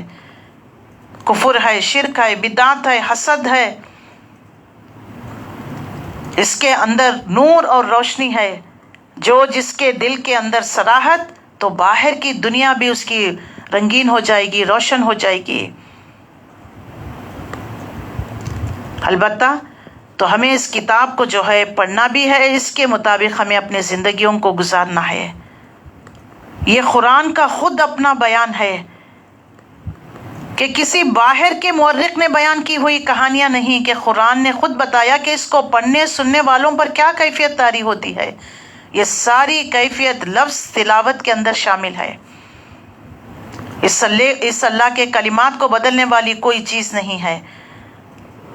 اگر تم ہرگز کوئی پناہ گاہ نہ پاؤ گے اس کے علاوہ، جب ہر طرح سے باطل جو ہے بڑے زور و شور کے ساتھ الغار کر رہا ہے، باطل فتنے ہیں، باطل فلسفے ہیں، باطل نظریات ہیں، کتنے ازمس ہے، فیمنزم ہے، نیشنلزم ہے، سیکولرزم ہے، کمیونزم ہے، یہ سب باطل ازمس ہے۔ اس میں سے کوئی چیز صحیح نہیں ہے۔ وقتی طور پر تو وہ تمہارے لیے فائدہ مند ہو سکتا ہے، لیکن نہیں ہے۔ یہ سب انسانی خیالات ہے، مختلف ذرائعوں سے انسان کے اندر گھسنے کی کوشش کرتے ہیں۔ ایسے میں انسان جو ہے قرآن کو تھام لے، جس طرح بچہ ماں کی گود میں جا کر سر ڈال دیتا ہے لوگوں سے بچنے کے لیے، اپنے کھلونوں کو چھپانے کے لیے، اب وہ دیکھیں خطرہ محسوس نہیں کرتا۔ اسی طریقے سے ہم اپنی شخصیت، اپنا دل، اپنی روح کو قرآن کی آغوش میں لا کر ڈال دینا، تو پھر ان سب دشمنوں سے محفوظ ہو جاتا ہے جو چاروں طرف سے ایمان اور دل پر حملہ آور ہوتے ہیں۔ لا مبدل لکلمات اللہ، اللہ کے کلمات کو بدلنے والی کوئی چیز نہیں۔ اس کی اہمیت ہر زمانے میں قرآن کے پڑھنے والوں نے محسوس کی ہے۔ پھر نمبر 2 پر آتا ہے اللہ کی صحبت، کہتے ہیں فتنوں سے بچنے کے لیے دوسرا اصول کیا ہے؟ اخوت۔ اس اصول میں دو باتیں ہیں، ایک یہ کہ کیسے لوگوں کے ساتھ تعلق رکھنا ہے، دوسرا کہ کن لوگوں سے تعلق نہ رکھنا ہے، کن سے تعلق رکھنا کن سے نہیں۔ اللہ نے واضح کر دیا جن کے دلوں کو ہم نے غفلت میں ڈال دیا ہے ان لوگوں کی صحبت نہیں ہے، لیکن ان لوگوں کی صحبت جو اللہ کو دن رات پکارتے ہیں، ان لوگوں کی نہیں جو اپنے خواہشات نفس کے پیچھے پڑے ہوئے ہیں۔ حدیث میں آتا ہے دعا عبادت کا مقصد ہے، اور یہ فی الواقع اللہ کو پکارنا ہے، تو قرآن نے اس کو عبادت کا مقصد قرار دے دیا ہے۔ تو قرآن اور حدیث میں عبادت کے ساتھ ساتھ استعانت، مدد بھی طلب کرنا، ایاک نعبد و ایاک نستعین، ہم تیری ہی عبادت کرتے ہیں تجھی سے مدد۔ لہٰذا عبادت کے تقاضوں میں سے ایک اہم تقاضا یہ ہے کہ اللہ کے ساتھ استعانت کا، مدد مانگنے کا، پکارنے کا تعلق قائم کرنا ہے۔ تو اللہ تعالیٰ واضح کرتا ہے صبر بھی کرنا ہے۔ صبر کا مطلب ہوتا ہے باندھنا، تھامنا، جس چیز کو حق مان لیا ڈٹے رہنا، جمے رہنا، پامردی نہ دکھانا، بزدلی نہیں۔ اور نمبر 2، جب ایسے صبر کرنے والے ایک جگہ جمع ہو جاتے ہیں، صبح شام اللہ کو پکارتے ہیں، رب کے ساتھ تعلق کے لیے قرآن کو تھامے رہتے ہیں، یہ ایک جو ہے عبادت ہو جاتی ہے۔ عبادت اور بندگی کا رشتہ جو قائم کرتے ہیں، یدعونا، وہ پکارتے ہیں اللہ کو صبح شام، صرف ضرورت کے وقت نہیں ہے، وہ اپنی بندگی اور اپنی فقیری، اپنی جو ہے اچھے حالات میں بے بسی، ہر وقت بھی جو ہے اللہ کو پکارتے ہیں، اللہ سے مدد طلب کرتے ہیں۔ صبح شام اللہ کو پکارنا، نمازوں کی پابندی، ذکر و اذکار، قرآن کی تلاوت، یہ تمام چیزیں جو کرتے ہیں۔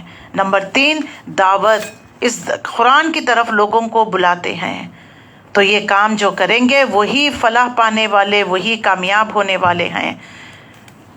تو یہاں پر دیکھ لیجئے، ایک تو ایمان کا تھا، ایمان کا فتنہ، تو کیسے انہوں نے اس فتنے سے نکلا، اللہ سے دعا مانگی، اللہ تعالیٰ نے کیسے ان کو غار میں پہنچا دیا، ان کی مدد کی۔ جب 300 سال بعد جب رومی بادشاہ کانسٹنٹائن قسطنطنیہ، اس نے جو ہے جب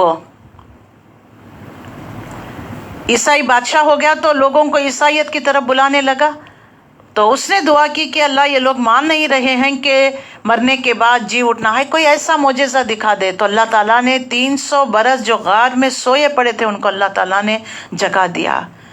یہ معجزات ہیں، اللہ دکھاتا ہے، آج بھی دنیا میں دکھاتا ہے، لیکن جب تک تم اپنے آپ کو وابستہ نہیں کرو گے تو پھر آنے والی دیکھیے آندھی طوفان سے جو کمزور درخت ہوتے ہیں وہ جھلتے ہیں، گر جاتے ہیں، لیکن جو مضبوط تنا جو ہوتا ہے نا، وقتی طور پر جھک تو جاتا ہے لیکن پھر سروائیو کر لیتا ہے۔ مومن حالات کے اعتبار سے تھوڑا کمزور ہو سکتا ہے، لیکن جیسے دیکھ لیجئے حالات ختم تو پھر اپنے آپ کو مضبوط کر لیتا ہے۔ تو اللہ تعالیٰ نے یہاں پر اس چیز کو واضح کر دیا۔ اب جو دوسرا فتنہ آ رہا ہے وہ فتنہ کیا ہے؟ مال کا فتنہ۔ تو اللہ تعالیٰ یہاں پر اس میں واضح کرتا ہے، ہم نے جو کوئی اللہ کی بات کو نہیں مانتے، وَلَا تَعْدُ عَيْنَاكَ عَنْهُمْ تُرِيدُ زِينَةَ الْحَيَاةِ الدُّنْيَا، اور اپنی آنکھوں کو اس نے مٹایا ہے، اب دنیا کی زندگی بے زیب و زینت کی طرف اس نے اپنی نظر کو پھیر لیا، اسی کو پانے کے لیے جد و جہد کرتا ہے، بھاگ دوڑ کرتا ہے۔ اللہ تعالیٰ فرماتا ہے اس کے لیے قیامت کا منظر یہاں پر اس کے لیے کھینچا گیا کہ اس کے لیے کتنی بدترین جائے قرار ہوگی۔ اے نبی صلی اللہ علیہ وسلم، کسی ایسے شخص کی اطاعت نہ کرو جس کے دل کو ہم نے اپنی یاد سے غافل کر دیا، جس نے اپنی خواہش نفس کی پیروی اختیار کر لی، جس کے طریقہ کار افراط و تفریح پر مبنی۔ یہ 3 برائیاں جس میں پائی جاتی ہیں، ان کی دوستی صحبت ہمیں نہیں لینی چاہیے۔ صاف کہہ دو حق یہ ہے، حق ہے تمہارے رب کی طرف سے، اب جس کا جی چاہے مانے، جس کا جی چاہے انکار کر دے۔ پھر اس کے بعد ان اعتدنا للظالمین نارا، ہم نے انکار کرنے والے ظالموں کے لیے ایک ایسا آگ تیار کر رکھی ہے، اور جو ہے جہنم کے بارے میں واضح کر دیا گیا 29 آیت میں، جس کی لپیٹ انہیں گھیرے میں لے چکی ہے۔ وہاں اگر وہ پانی مانگیں گے تو ایسے پانی سے ان کی تواضع کی جائے گی جو تیل کی تلچٹ جیسا ہوگا، ان کا منہ بھون ڈالے گا۔ بدترین پینے کی چیز، بدترین بری آرامگاہ رہے گی۔ وہ لوگ جو مان لے، نیک اعمال کرے، یہ تو ان کی جو ہے سزا بتا دیا گیا۔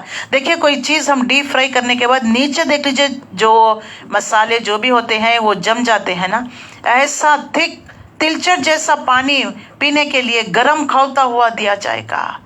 کبھی دیکھ لیجئے گرم چائے پی لے تو زبان کتنے دن تک ذائقہ نہیں یہ کر سکتی، چھالے آ جاتے ہیں۔ نار اللہ الموقد، اللہ کی بھڑکائی ہوئی آگ جو تمہارے دلوں کو پہنچے گی، دل ہی وہ مرکز تمہاری خواہشات کا منبع، تو اللہ اس کو جلائے گا قیامت کے دن۔ اور جو ہے ڈسکرپشن کر دیا گیا ہے کہ کس طریقے سے ان کو لہو پیپ زخموں کا دھون دے دیا جائے گا۔ وائل کا مطلب یہ زخموں سے جو انہیں جلنے کے بعد زخم، اس کے بعد وہ پھوڑا پھٹ کر پیپ لہو، یہ سب جو ہے وائل ایک ندی کی طرح ہوگا، وہاں جا کر جمع ہو جائے گا۔ یہ جو ہے دوزخیوں کو پینے کے لیے دیا جائے گا، اور تلچٹ جیسا پانی پینے کے لیے دیا جائے گا۔ زقوم کا درخت ہوگا، کانٹے دار ہوگا۔ یہ ان برے لوگوں کا انجام ہے۔ اس کے بعد برے لوگوں کا انجام بیان کرنے کے بعد اب اللہ تعالیٰ نیکوکاروں کا انجام بیان کر رہا ہے۔ یہ اللہ رسول اور کتاب کو ماننے والے، نیک عمل کرنے والے ہوتے ہیں، ان کے لیے ہمیشہ والی دائمی جنتیں۔ ان الذین آمنوا وعملوا الصالحات انا لا نضیع اجر من احسن عملا، ہمیشہ ہمیشگی کی جنت ہوگی۔ ان کے لیے بالا خانوں کے باغات کے نیچے نہریں بہ رہی ہوں گی، انہیں زیورات خصوصاً سونے کے کنگن پہنا دیے جائیں گے۔ آج جن کو خواہش ہے آج نہیں ملے نا، کوئی بات نہیں، جنت میں سونے کے کنگن، ان کا لباس وہاں خالص ریشم کا ہوگا، نرم باریک نرم موٹے ریشم کا لباس ہوگا۔ یہ با آرام شاہن شان سے ہوگا، تختوں پر بیٹھے ہوئے ہوں گے، تکیے لگائے بیٹھے ہوئیں گے۔ کہا گیا ہے کہ یہ لیٹنے اور جو ہے بیٹھنے کا نام بھی ان کو واضح کر دیا گیا ہے۔ تخت پر بیٹھے ہوئے ہوں گے آمنے سامنے، ان کے لیے نعمت بھری جنتیں ہوں گی، نہریں بہ رہی ہوں گے، وہاں سونے کے کنگن پہنا دیے جائیں گے، وہ باریک دبیس اور اطلس کا ریشمی لباس پہنا دیا جائے گا، تختوں پر تکیے لگائے بیٹھے ہوں گے، خوب بدلہ اور خوب آرام کا ہے۔ اس کے بعد آیت نمبر 32 سے لے کر جو ہے باغ والوں کا قصہ 44 تک واضح کر دیا گیا ہے۔ پہلے میں یہ قصہ مختصر بتا دوں، پھر اس کے بعد ہم آیتوں کے برابر چلیں گے۔ دو لوگ تھے، مثال کے طور پر کہہ لیجئے ایک امیر، ایک غریب، ایک دنیا دار، ایک دیندار۔ اب ہوتے نا دو دوست ہوتے ہیں۔ اب ایک چلے گیا امریکہ، آکسفورڈ میں پڑھ کر آیا، ہائی فائی سوٹ بوٹ، اور اس نے زمین زراعت کھیتی باڑی، اس نے جو ہے اسٹیٹس سمبل کے اعتبار سے گھر میں سوئمنگ پول بھی ہے اور پولٹری فارم بھی رکھا ہے، جانوروں کو بھی پال رکھا ہے۔ جب وہ اپنا گاؤں جاتا ہے تو ایک غریب غربا جو اپنے کلاس میٹ دوست سے پڑوسی سے ملتا ہے تو وہ اپنی ٹھاٹ باٹ سب پر جو ہے فخر کرنے لگتا ہے۔ دونوں کے بھی جو ہے باغ ہوتے ہیں، تو ایک دن جاتے ہیں تو وہ امیر زادہ کہنے لگتا ہے دیکھو میں تم سے عزت میں، نفری میں، مین پاور میں، مائنڈ پاور میں، منی پاور میں، اولاد میں، خاندان میں، ہر اعتبار سے میں تم سے بڑھ کر ہوں، اور میں نہیں چاہتا کہ قیامت ویامت یہ سب ٹریش ہے، یہ سب میں نہیں مانتا۔ اگر آئے بھی گی، سپوز اگر قیامت آ بھی گئی تو اللہ تعالیٰ جو باغ، جو مین پاور، مائنڈ پاور، یہ جو سب دیا ہے نا مجھے، اس سے زیادہ بڑھ چڑھ کر مجھے دے گا۔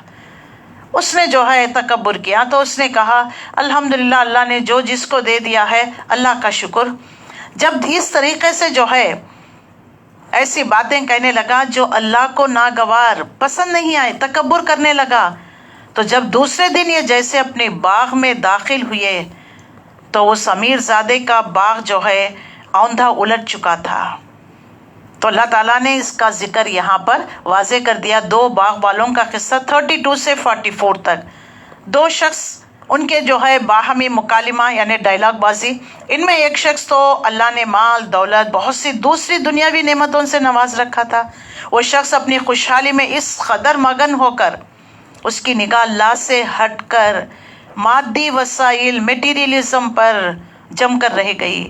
انہی اسباب، وسائل، ریسورسز کو وہ توکل، اپنی تقدیر سمجھ کر بھروسہ کر بیٹھا تھا، اس کے ساتھ ایک دوسرا شخص تھا جو دنیاوی لحاظ سے خوشحال تو نہیں تھا، مگر اسے اللہ کی معرفت، اللہ کی پہچان، آخرت، رسول، کتاب، اس کی نالج تھی۔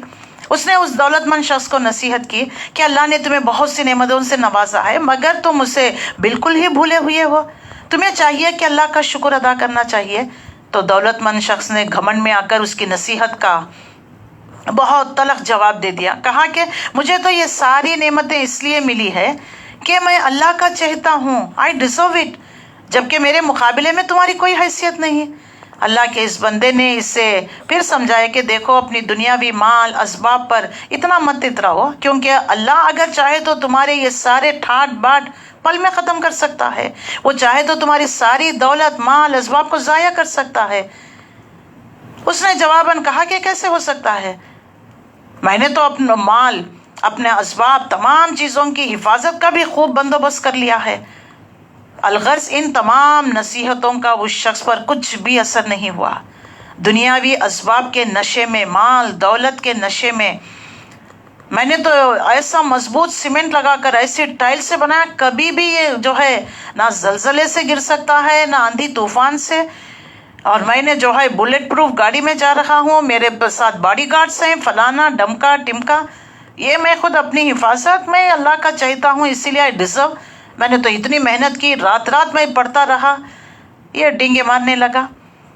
یہ تمام جو ہے یہ دنیا دیندار کی کوئی نصیحتیں اس پر اثر نہیں ہوئی، اور کیونکہ دنیا کی اسباب کے نشے میں وہ اس قدر اندھا رہا کہ حقیقی مسبب الاسباب کی قدرت کا اسے کچھ بھی اندازہ نہیں رہا۔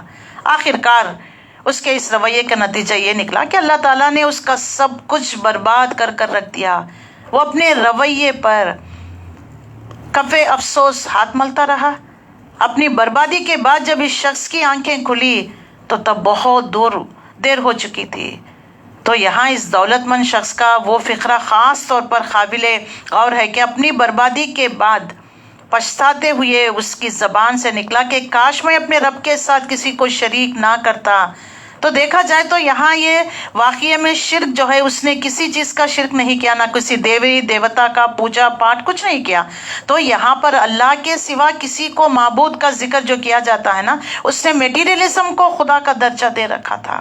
اس کے ذریعے میں سروائیو کر لوں گا، اس کے ذریعے میرے بینک بیلنس سے بڑھاپا آرام سے گزر جائے گا، کوئی بیماری بھی ہوئی تو میں لندن امریکہ چلے جاؤں گا، وہاں ٹریٹمنٹ کراؤں گا، وہاں لیٹسٹ ایکوپمنٹس ہے۔ یہ اس طریقے سے تو اس نے میٹیریلزم کو شرک کیا تھا۔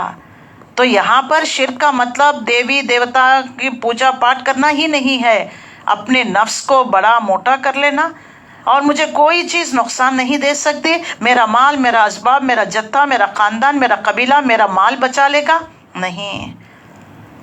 تبت یدا ابی لہب وتب، ما اغنی عنہ مالہ وما کسب، نہ اس کا مال نہ اس کا اولاد کچھ کام نہیں آیا ابو لہب کا، کیونکہ دین کا دشمن تھا، چچا ہونے کے باوجود رشتہ داری نہیں نبھائی اس نے۔ تو اللہ تعالیٰ یہاں پر واضح کرتا ہے اسباب کے ذریعے سے تم مسبب الاسباب کو پہچاننا ہے، اسباب کو استعمال تو کرتے ہو، مسبب الاسباب کو بھول جاتے ہو۔ آسمان پر تو چلے گئے، چاند پر تو چلے گئے، چاند کو بنانے والے کے بارے میں نہیں جانتے، کتنی افسوس کی بات ہے تمہارے لیے۔ اللہ اکبر، غور و فکر کریے۔ تو یہ نعمتیں آزمائش ہیں، اگر آزمائش سمجھیں گے تو پھر ڈر کر استعمال کریں گے، ایک لمٹ میں رہیں گے، نہیں یہ گرانٹیڈ لے لیں گے اللہ کا، جی میں ڈیزرو کرتا ہوں، میں تو بڑا نیک، اللہ تو دینا چاہیے تھا، کہیں گے تو پھر آزمائش میں مبتلا کیا جائے گا۔ تو یہاں پر مادہ پرستی کا شرک تھا، اس شخص نے اپنے مادی اسباب، ریسورسز، وسائل، ذرائع کو اپنا سب کچھ سمجھ لیا، جو پھر وسائل توکل اسے حقیقی مسبب الاسباب سے دور کرتی چلی گئی۔ تو نتیجہ سب دیکھ لیجئے، حقیقی مسبب الاسباب نے کس طرح اس کا سب مادی وسائل درہم برہم کر دیا، اور اس کی سوچ مادہ پرستی تھی، اور یہی جو ہے موجودہ دور کا سب سے بڑا فتنہ ہے۔ موجودہ دور ستارہ پرستی، بت پرستی کا دور نہیں ہے۔ آج کا انسان ستاروں کی اصل حقیقت جان لینے، چاند پر بھی قدم رکھ لینے کے بعد اس کی پوجا کرنا کیوں کرے گا؟ لیکن آج کے دور میں اللہ کو چھوڑ کر انسان نے معبود بنائے ہیں. ان میں سے مادہ پرستی، وطن پرستی سب سے بہت ضروری ہے. اس کی پوجا ہو رہی ہے، زمین کی، زراعت کی، اس کی الغار ہو رہی ہے. اللہ تعالیٰ یہاں ان تمام فتنوں سے ہمیں بچنے کا حکم دے رہا ہے. دیکھو یہ تمہارا مال، یہ سب کچھ درہم برہم ہو جانے والا ہے. اسی لیے اپنے آپ کو سنبھال کر رکھو، مسبب الاسباب کو تھام لو. مسبب الاسباب چاہے غریب غرہا بھی کیوں نہ ہو جائے. اس انسان کو کیا تھا کہ اللہ کی معرفت تھی، اس نے حقیقت کو جانا اور اس کو یہی سمجھایا کہ دیکھو اللہ کا شکر ادا کرو، اللہ نے تمہیں بہت کچھ دے رکھا ہے. تو وہ اس کو اپنا کریڈٹ لینے لگا، تو دیکھ لو اللہ تعالیٰ نے کس طریقے سے اس کو تباہ و برباد، اس کا باغ اوندھا الٹ گیا. کس طریقے سے وہ افسوس کرنے لگا جب کہنے لگا کہ کاش کہ میں اللہ کے ساتھ کسی کو شریک نہیں کرتا. ان تازہ خداؤں میں بڑا سب سے وطن ہے، ہر چیز اس کا ہے، مذہب کا کفن ہے. تو یہاں پر جو ہے یہ قصہ بیان کر دیا گیا. اب آئیے ہم جو ہے اس قصے کو صرف ترجمے کے ساتھ پڑھ لیں گے. وَضْرِبْ لَهُمْ مَثَلًا رَجُلَيْنِ، اے نبی صلی اللہ علیہ وسلم آپ بیان کیجئے ان دو اشخاص کی مثال. جَعَلْنَا لِأَحَدِهِمَا جَنَّتَيْنِ مِنْ أَعْنَابٍ وَخَفَفْنَاهُمْ بِنَخِيلٍ، ان میں سے ایک کو ہم نے دیے تھے 2 باغ انگور کے اور ان دونوں کو گھیرے رکھا تھا، اور ہم نے کھجوروں کے درخت کے ساتھ. انگور کی بیلوں کے ارد گرد کھجور کے درخت کی باڑ بھی تھی، اور نازک بیلیں جو ہے آندھی طوفان وغیرہ سے محفوظ رہنے کے لیے. وَجَعَلْنَا بَيْنَهُمَا زَرْعًا، اور ہم نے ان دونوں باغوں کے درمیان کھیتی کا بھی انتظام کر رکھا تھا. بنیادی طور پر انگور کے باغ بھی تھے، اس کی طرف میں کھجور کے درخت بھی تھے جن کی دوہری اس کو جو ہے فائدہ بھی پہنچ رہا تھا. ان درختوں سے کھجور بھی حاصل کر رہا تھا اور حفاظتی باڑ کا کام بھی دے رہی تھی، اور درمیان میں کچھ زمین کاشتکاری کے لیے بھی تھا جس سے اناج وغیرہ حاصل ہوتا تھا. گویا ہے ہر لحاظ سے مثالی باغ تھا. کلتا الجنتین آتت اکلہا، دونوں باغات اپنے پھل خوب دیتے تھے اور اس میں سے کچھ بھی کم نہ کرتے تھے. یعنی 2 باغات ہر سال موسم کے اعتبار سے خوب پھل تھے، اس کی پیداوار بھی کبھی کم نہیں ہوا کرتی تھی. ان باغوں کا مالک جو شخص تھا سالہ سال ان سے پیداوار اور اس سے مسلسل فائدہ اٹھاتے، انہیں دائمی سمجھ بیٹھا تھا کہ پرماننٹ ہے میرے لیے، اور بالکل ہی بھول گیا تھا کہ یہ سب کچھ اللہ کی مشیت اور اس کے اجازت سے مل رہا ہے. وَفَجَّرْنَا خِلَالَهُمَا نَهْرًا، اور ہم نے جاری کر دی ان تمام یعنی کھجور کے، انگور کے درخت، کھجور کے بیلوں کے بعد بھی ہم نے اس کے اندر ایک چشمہ جاری کیا. ایک ایسی زمین، زراعت یعنی ایسی لہلہاتی ہوئی فصل ہم نے ان کے لیے پیداوار کی، یہ سالہ سال فائدہ بھی اٹھا رہا ہے. اور ہم نے جاری کر دی تھی ان کے اندر درمیان میں ایک نہر. اتنا بہترین جو ہے باغ ہم نے دے دیا. تو جیسے فقال لصاحبہ، جب 2 جنے ٹہلتے ہوئے اپنے باغ کی طرف چلے گئے تو اس نے اپنے ساتھی سے کہا، وہ آپس میں گفتگو کر رہے تھے، تم میں سے میں وہ جو ہے اتراتے ہوئے غریب غربا جو اللہ کا معرفت رکھنے والا ایک دنیا دار تھا، دیندار آدمی کو کیا کہنے لگا، میں تم سے بہت زیادہ ہوں، مال میں، اولاد میں بڑا ہوا ہوں، یعنی مین پاور، منی پاور، مائنڈ پاور سب میرے پاس ہیں. یہاں جس فخر سے اس شخص نے اپنی انفرادی، اپنی شخصیت کا ذکر کیا ہے نا، اس کا اندازے سے وہ کان لہو ثمرن، کہ مجھے اللہ تعالیٰ نے بہت چیزیں مال و دولت سے بہتر محسوس ہوتا ہوں، اور اس کو اولاد بھی خصوصاً بیٹے سے بھی اللہ نے نوازا تھا. اور وہ داخل ہوئے اپنے باغ میں اس حال میں کہ وہ اپنی جان پر ظلم کر رہا تھا. وہ دخل جنتہ وہو ظالم لنفسی، اب جیسے گئے تو اس نے سب جو میں نے آپ کو جو سمجھایا نا یہ تمام چیزیں ہیں، اور وہ جیسے دونوں گئے اس نے نصیحت کی ایسا مت کرو، اللہ کا شکر ادا کرو. اس نے جو ہے تڑک کر جواب بھی دے دیا. تو دیندار دوست کہنے لگا، دیکھو اس نے کہا کبھی بھی یہ باغ جو ہے خراب بھی ہو سکتا ہے، برباد بھی ہو سکتا ہے، یعنی میرے یہ باغ ہر لحاظ سے مثالی ہے۔ تو کہنے لگا اس میں نے باقاعدہ مضبوط جو ہے جتھا بندی بھی کی ہے، یعنی باڑ بھی لگائی ہے، ہر قسم کے خطرات سے میں نے محفوظ رکھا ہے، انگور کی نازک بیلوں کے ارد گرد کھجور کے بلند درخت بھی میں نے جو ہے ان ستونوں پر چڑھا کر رکھی ہے، ہر قسم کے طوفان آندھی کی حفاظت کے لیے میں نے اچھی فینس بھی لگا دی ہے، اور آبپاشی کے لیے نہر کا فرا روانی کا جو ہے ہمیشہ جاری و ساری پانی ہے، لہٰذا میں نے سمجھتا کہ اسے کسی قسم کا خطرہ لاحق ہوگا، اور میں یہ گمان نہیں کرتا کہ قیامت ہونے والی ہے۔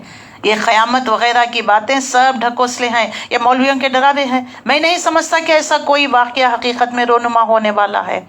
اگر مجھے لوٹا ہی دیا گیا اپنے رب کی طرف تو میں لازماً پاؤں گا اس سے بھی بہتر جو دنیا میں مجھے دے دیا گیا نا، اس سے بھی میں زیادہ پاؤں گا۔ قیامت آخرت کا اول تو میں قائل ہی نہیں ہوں، پہلے تو میں مانتا ہی نہیں ہوں، ایتھسٹ تھا۔ قیامت اگر آ بھی گئی تو ہر حال وہاں اس سے بھی بہتر زندگی پاؤں گا۔ تو ان الفاظ سے ظاہر ہوتا ہے کہ یہ شخص اللہ کا منکر ہی نہیں تھا، مگر بلکہ دنیاوی مال و دولت، مادی اسباب و ذرائع پر بھروسہ کر کر شرک کا ارتکاب کیا۔ تو قال له صاحبہ وهو یحاورہ، اس کے ساتھی نے اس سے کہا، اس سے گفتگو کرتے ہوئے، یہ تو نے کفر کیا اس ہستی کا جس نے تجھے پیدا کیا، خلقتک من تراب ثم من نطفۃ ثم سواک رجلا، تجھے مٹی سے پیدا کیا، پھر گندے پانی کی بوند سے، پھر تجھے صحیح سلامت انسان بنا دیا۔ یہ وہ شخص بظاہر اللہ کا منکر نہیں تھا، اس نے اس کو بات سمجھایا کہ دیکھو تم اللہ کے ساتھ کفر کرتے ہو، دیکھو تم اپنی حیثیت کو، اللہ نے کس طریقے سے نطفے سے، مٹی کے گارے سے تمہیں بنایا، تمہاری نقص جو پلک جو ہے ہماری سدھاری، لیکن میں تو مانتا ہوں کہ اللہ میرا رب ہے، میں اپنے رب کے ساتھ کسی کو شریک نہیں ٹھہراتا۔ یہ دیندار شخص نے کہا، وَلَوْلَا إِذَا دَخَلْتُ جَنَّتَكَ قُلْتَ مَا شَاءَ اللَّهُ لَا قُوَّةَ إِلَّا بِاللَّهِ، جب تو نے اپنے باغ میں داخل ہوا تو کیوں یہ نہیں کہا کہ ماشاء اللہ، یعنی سب اللہ کے فضل و کرم سے ہے، اللہ کی بدولت ہے، اس میں کوئی کسی کا کار فرما نہیں ہے اور کسی کی کوئی طاقت حاصل نہیں۔ تو تجھے جب باغ میں ہر طرح خوشگن مناظر نظر آتے ہوئے دیکھا تو کیوں نہ اللہ کا ماشاء اللہ کیوں نہ کہا؟ پہلے تو انشاءاللہ سکھایا، اب یہاں پر ماشاء اللہ، کہ میرا کمال نہیں بلکہ اللہ کی طرف سے مجھے عطا کر دیا گیا ہے، اللہ کی دین ہے، جو اصل طاقتور اختیار کا مالک ہے، اس کی اجازت اور مرضی کے بغیر کچھ نہیں ہو سکتا۔ یہ ماشاءاللہ یہ وہ کلمہ ہے جس میں توحید کوٹ کوٹ کر بھر دی گئی ہے، جو اللہ چاہتا ہے وہی ہوتا ہے، کسی اور کے چاہنے سے یا وسائل ذرائع اسباب ہونے سے کچھ نہیں ہوتا۔ اس کے بارے میں بہت ساری ہمیں حدیثیں ملتی ہیں کہ جب بھی کوئی اچھا خوشنما منظر دیکھیں تو فوری کہنا چاہیے ماشاءاللہ لا حول ولا قوت الا باللہ۔ یہ منظر، خوشنما منظر جو دیکھ رہے ہیں، یہ تمہاری عطا نہیں، تمہاری وجہ سے نہیں، تمہاری محنت سے نہیں، اللہ کی وجہ سے۔ جب تک اللہ نہیں چاہے گا یہ خوش منظر نہیں رکھے گا۔ تو نعمت کے حصول ہونے پر شکرانے کے طور پر ماشاءاللہ کہنا ہے۔ ایک توحید پرست، اللہ کی معرفت رکھنے والا ہمیشہ جو بھی نعمت ملتی ہے اپنا کریڈٹ اپنی طرف نہیں اللہ کی طرف منسوب کرتا ہے۔ اس کے برخلاف ایک کافر، ایک مشرک، ایک دہریہ یہ اپنے لیے کریڈٹ کرتا ہے کہ میری وجہ سے میں کہنے لگتا ہے۔ تو اللہ تعالیٰ یہاں میں سکھا رہا ہے کوئی ایسا خوشگوار منظر دیکھو، کوئی خوبصورتی دیکھ لو، یعنی کسی گھر میں یا تمہارے اپنے باغ میں ہی صحیح، تو اللہ کا شکر ادا کیا کرو۔ یہ نہ کہو کہ یہ میرے لیے ہے، واہ واہ میرے بچے جی، میرا گھر جی، میرا یہ تمام میں نے کیسے ٹرین کر کے رکھا۔ نہیں، اس میں تمہاری کوئی بساط نہیں ہے، اللہ جب تک چاہے گا اس منظر کو برقرار رکھے گا۔ تو یہاں پر اس بات کو واضح کر دیا گیا ہے۔ تو لہٰذا جب بھی ہم کوئی خوشگوار منظر دیکھ لیے تو اللہ کا شکر ادا کرنا چاہیے، اور اللہ کے اس احسان کو شکر کے ذریعے سے اور دوسروں کی نظر بھی نہ لگے۔ تو حدیث میں بھی بہت سارے حدیث میں ہمیں روایتیں ملتے ہیں، رسول اللہ صلی اللہ علیہ وسلم فرماتے ہیں کہ جس بندے پر اللہ اپنی کوئی نعمت انعام فرمائے، اہل و عیال ہو، دولت مندی ہو، پھر وہ اس کلمے کو کہہ لے تو اس میں کوئی آنچ نہ آئے گی سوائے موت کے۔ پھر آپ صلی اللہ علیہ وسلم نے اس آیت کو تلاوت کی۔ حافظ ابو قحا کہتے ہیں کہ یہ اور مسند احمد میں ہے کہ رسول اللہ صلی اللہ علیہ وسلم نے فرمایا کیا میں تمہیں جنت کا ایک خزانہ نہ بتاؤں؟ وہ خزانہ لا حول ولا قوت الا باللہ کہنا ہے۔ اور روایت میں آتا ہے کہ اللہ فرماتا ہے میرے بندے نے مان لیا اور اپنا معاملہ میرے سپرد کر دیا، اپنا معاملہ میرے سپرد کر دیا۔ تو سبحان اللہ، آج کے بعد سے انشاءاللہ ماشاءاللہ لا حول ولا قوت۔ حضرت ابو ہریرہ رضی اللہ تعالیٰ عنہ سے پوچھا گیا تو آپ نے فرمایا صرف لا حول نہیں بلکہ وہ جو سورہ کہف میں ماشاءاللہ لا قوت الا باللہ، پھر فرمایا کہ اس نیک شخص نے کہا کہ مجھے اللہ سے امید ہے کہ وہ مجھے آخرت کے دن اس سے بہتر نعمت عطا فرمائے اور تیرے اس باغ کو جسے تو ہمیشگی والا سمجھ بیٹھا تھا تباہ کر دے۔ تو دیکھ لیجئے، تو کیا کہنا ہے، کوئی منظر اچھا خوشنما دیکھے، کوئی یہ دیکھے تو ماشاءاللہ لا حول ولا قوت کہنا ہے۔ اللہ تعالیٰ ہمیں ایٹیکیٹس، آداب سکھا رہا ہے یہاں پر۔ تو نے یہ کلمہ کیوں نہیں کہا؟ ماشاءاللہ یہ وہ کلمہ ہے جس میں توحید کوٹ کوٹ کر بھری گئی ہے۔ جو اللہ چاہتا ہے وہی ہوتا ہے۔ کسی اور کے چاہنے سے اسباب اور وسائل، اتنا بڑا مضبوط تو نے فینس بھی لگایا، تو نے اس کی حفاظت کی، اللہ کا جب حکم ہوگا ایک ایسی تیز آندھی طوفان آئے گی پورا ملیا میٹ ہو کر رہ جائے گا۔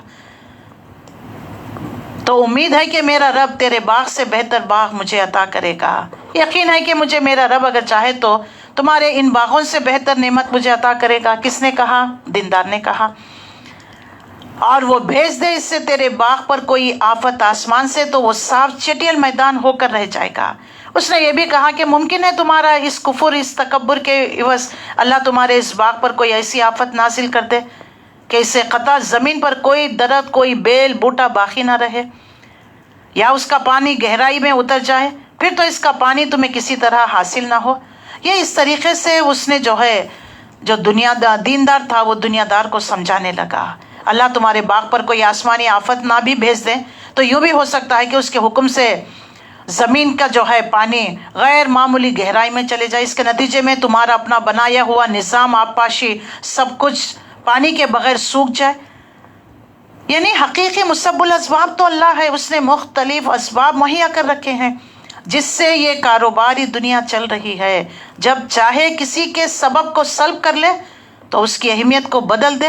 اب اللہ تعالیٰ دیکھیے فلسطین میں جو کچھ ہو رہا ہے، اللہ وہ جو بمز پھینک رہے ہیں، جو میزائلز پھینک رہے ہیں، اللہ کا حکم ہو تو ان کے اندر کے پاور کو، انرجی کو سلب کر لے تو وہ جائیں گے، پھس ہو جائیں گے، کچھ نقصان نہیں۔ تو یہ سب کچھ اللہ کے حکم سے ہو رہا ہے، آزمائش ہے، امتحان ہے، سب کچھ ہو رہا ہے۔ آخرکار کیا ہوا؟ اس نے بات نہیں مانی، تکبر کیا، وَأُحِطَ بِثَمْرِهِ، وہ اس کا سارا ثمر سمیٹ لیا گیا۔ اس شخص کو اللہ کی طرف سے جو نعمتیں دی گئی تھی وہ سب اس سے سلب کر لی گئی، باغ بھی اجڑ گیا، پھر اولاد بھی چھین لی گئی۔ اس سے اندازہ ہوتا ہے کہ دوسرا شخص اللہ کا خاص مقرب بندہ تھا، مالدار شخص نے اس کو تانا دیا، انا اکثر منک مالا واعز نفرا، مال و دولت میں بھی میں تجھ سے فوقیت رکھتا ہوں اور میری نفری مین پاور بھی ہے میرے پاس، میں تجھ سے بڑھ کر ہوں۔ اس تانے سے اللہ کے اس نیک بندے کا دل دکھا ہوگا نا، جس کی سزا اس سے فوری طور پر ملی اور اللہ نے اس سے سب کچھ چھین لیا۔ ایک حدیث ہمیں ملتی ہے، من عادی لی نبیا فقد عزیتہ بالحرب، جو شخص میرے کسی ولی کے ساتھ دشمنی کرے تو میری طرف سے اس کے لیے اعلان جنگ ہے، میں اس کے خلاف میری طرف سے اعلان جنگ ہے۔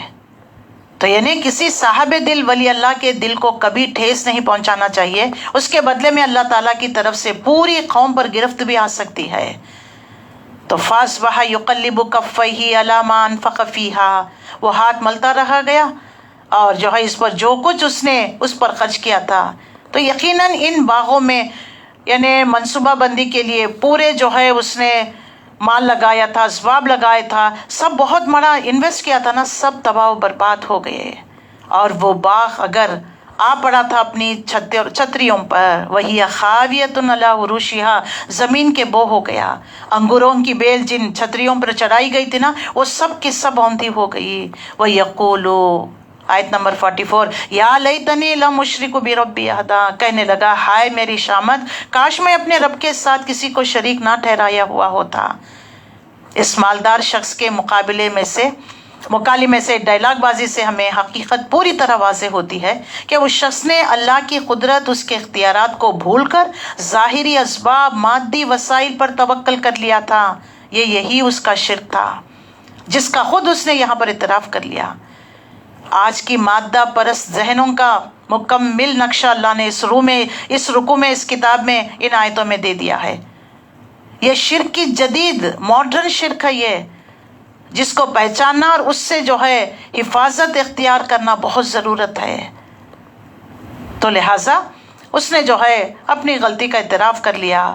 وَلَمْ تَكُنْ لَهُمْ فِتْنَةٌ يَنْصُرُونَهُ مِنْ دُونِ اللَّهِ وَمَا كَانَ مُنْتَصِرًا، اور نہ ہوئی اس کے لیے کوئی جماعت جو اللہ کے مقابلے میں اس کی مدد کو آتی، اور نہ وہ خود ہی انتقام لینے والا بن سکا۔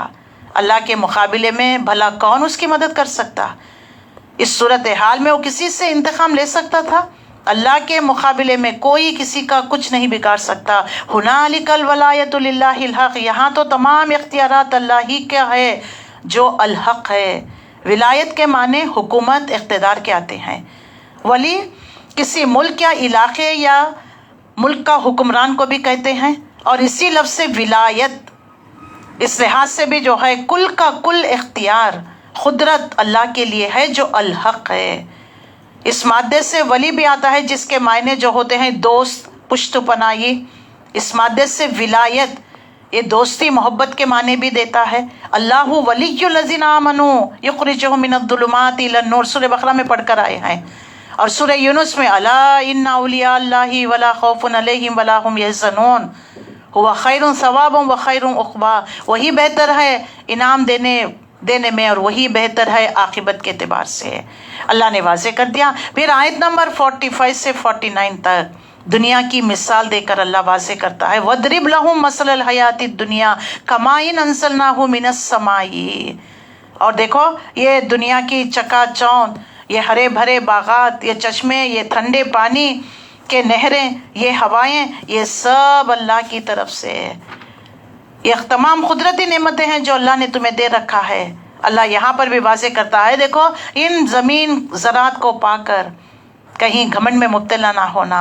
اے نبی ہمیں انہیں حیات دنیا کی حقیقت اس مثال سے سمجھاؤ کہ آج ہم نے آسمان سے پانی برسایا تو زمین پوری اور خوب گھنی ہوئی، اور کل وہی نباتات بز بن کر رہ جائیں گی، ہوائیں اڑاتی پھریں گی۔ تو آج انسان کو دیکھ لیجئے، زمین سے جو ہے یعنی دنیا کو جو رنگین، اب یعنی دنیا کی جوانی، انسان دیکھیے جوانی میں طاقت، مال، دولت، اسباب پھولے نہیں سماتا ہے، جیسے جیسے اس کی تمام چیزیں ختم ہو جاتی ہیں، صلاحیتیں، بڑھاپے کو جب پہنچتا ہے، پھر بچے جیسا دانت نکل جاتے ہیں، نظر نہیں آتا، کھا نہیں سکتا، کیسی مجبوری دیکھ لیجئے۔ تو اللہ تعالیٰ یہاں پر زمین کی مثال سے ایک انسان کی زندگی کو تعبیر کر کر بتاتا ہے۔ اے نبی صلی اللہ علیہ وسلم بیان کیجئے ان کے لیے مثال دنیا کی زندگی کی، جیسے پانی کو ہم نے اتارا آسمان سے، پھر اس کے ساتھ ملے جلے پھل ہم نکالے، زمین کا سبزہ نکالا، پھر وہ ہو گیا چورا چورا، اور ہوا اس کو اڑاتی پھر رہی ہے۔ وَكَانَ اللَّهُ عَلَىٰ كُلِّ شَيْءٍ مُقْتَدِرًا، اللہ ہر چیز پر قدرت رکھنے والا۔ سبزے کا اگنا، اس کی نشو و نما، پھر خشک ہونا، خوش ہو کر جو ہے ہوائیں اس کو مختلف جگہوں پر اڑا کر لے کر جانا، یہ تمام عمل کو اللہ تعالیٰ انسانی زندگی سے تشبیہ دے کر مشابہت کی بنا پر یہاں بیان کر رہا ہے۔ بارش کے برستے ہی زمین سے طرح طرح کی نباتات نکل آتے ہیں، پھر دیکھتے ہی دیکھتے زمین سرزبد و شاداب بن جاتی ہے۔ جب یہ سبزہ اپنے جو بن پر ہوتا ہے تو بڑا خوش منظر نظر آتا ہے، پھر مگر جلدی ہی اس پر جو ہے زردی چھا جاتی ہے، چند ہی دنوں میں لہلہاتا ہوا سبز خشک ہو جاتا ہے، پھر ہوا اس کو اڑاتی پھرتی ہے، زمین پھر چٹیل میدان کی صورت اختیار کر لیتی ہے۔ اس مثال کو مد نظر رکھتے ہوئے دیکھا جائے، بالکل یہی کیفیت انسانی زندگی کی ہے۔ جس طرح انسان کا زندگی کا آسمان سے آغاز جو ہے آسمان سے بارش برسنے سے ہوتا ہے، اسی طرح روح کے نزول سے انسانی زندگی کا آغاز، انسانی روح کا تعلق عالم امر سے ہے۔ قُلِ الرُّوحُ مِنْ أَمْرِ رَبِّي، سورہ بنی اسرائیل 85 میں پڑھ کر آئے ہیں۔ اللہ نے ماں کے پیٹوں میں یہ جسد خاکی کے اندر جو فیٹس اندر روح پھونکی گئی ہے، بچہ پیدا ہوا، خوشیاں منائی گئی، جوان طاقتور ہوا، تمام صلاحیتوں کا عروج ملا، پھر ادھڑ عمر کو پہنچ گیا، جسم اس کی صلاحیتی روز بروز زوال پذیر ہونے لگی، بالوں میں سفیدی آ گئی، چہرے پر جھلیاں پڑ گئی، اور آخرکار موت وارد ہو گئی، قبر میں اتارا گیا، مٹی میں مل کر رل مل گیا۔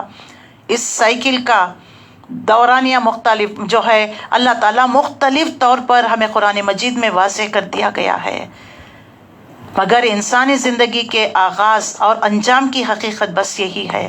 لہٰذا انسان کو یہ بات کسی وقت بھی نہیں بھولنا چاہیے کہ یہ دنیا عرض حیات ایک وقفہ ہے، ایک امتحان ہے جسے ہر انسان اپنے انداز میں گزار رہا ہے۔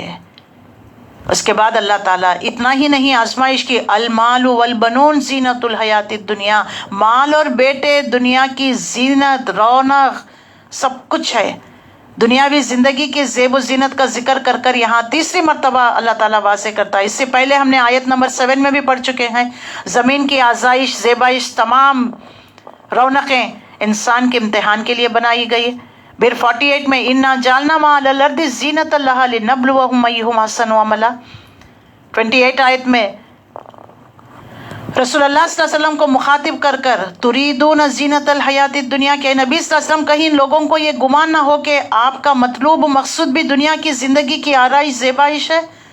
گویا یہ موضوع جو ہے اس طرح اس صورت میں ریپیٹیشن کے ساتھ آیا ہے، لہٰذا یہ حقیقت ہر وقت ہمارے ذہنوں میں رہنا چاہیے کہ زندگی دنیا کی مال و متاع سب کچھ عارضی ہے، یہاں کے رشتے ناطے تمام تعلقات بھی 4 دن کی زندگی ہے، 4 روزہ زندگی تک محدود ہے۔ انسان کی آنکھ بند ہوتے ہی تمام رشتے ناطے تعلق مال دولت سب کچھ اس سے کٹ جاتے ہیں، اور اللہ کی عدالت میں ہر انسان کو تنے تنہا پیش ہونا ہے۔ وَكُلُّهُمْ آتِهِ يَوْمَ الْقِيَامَةِ فُرْدًا، وہاں نہ باپ اولاد کی مدد، نہ بیٹا والدین کی سہارا، نہ دوست کا، نہ بیوی شوہر، شوہر بیوی۔ اس دن محاسبے کا سامنا ہر شخص کو اکیلا کرنا ہی ہوگا۔ لیکن اداس مت ہو، رنجیدہ مت ہو، والباقیات الصالحات خیر عند ربک ثواب و خیر عملا، باقی رہنے والی ہے نیکیاں بہت بہتر ہیں تیرے رب کے نزدیک، ثواب کے لحاظ سے بھی اور امید کے اعتبار سے بھی۔ اس مختصر زندگی کی کمائی میں اگر کسی چیز کو یعنی پرماننٹ ہے، باقی ہے، بقا ہے، تو وہ کیا ہے؟ نیک اعمال ہے۔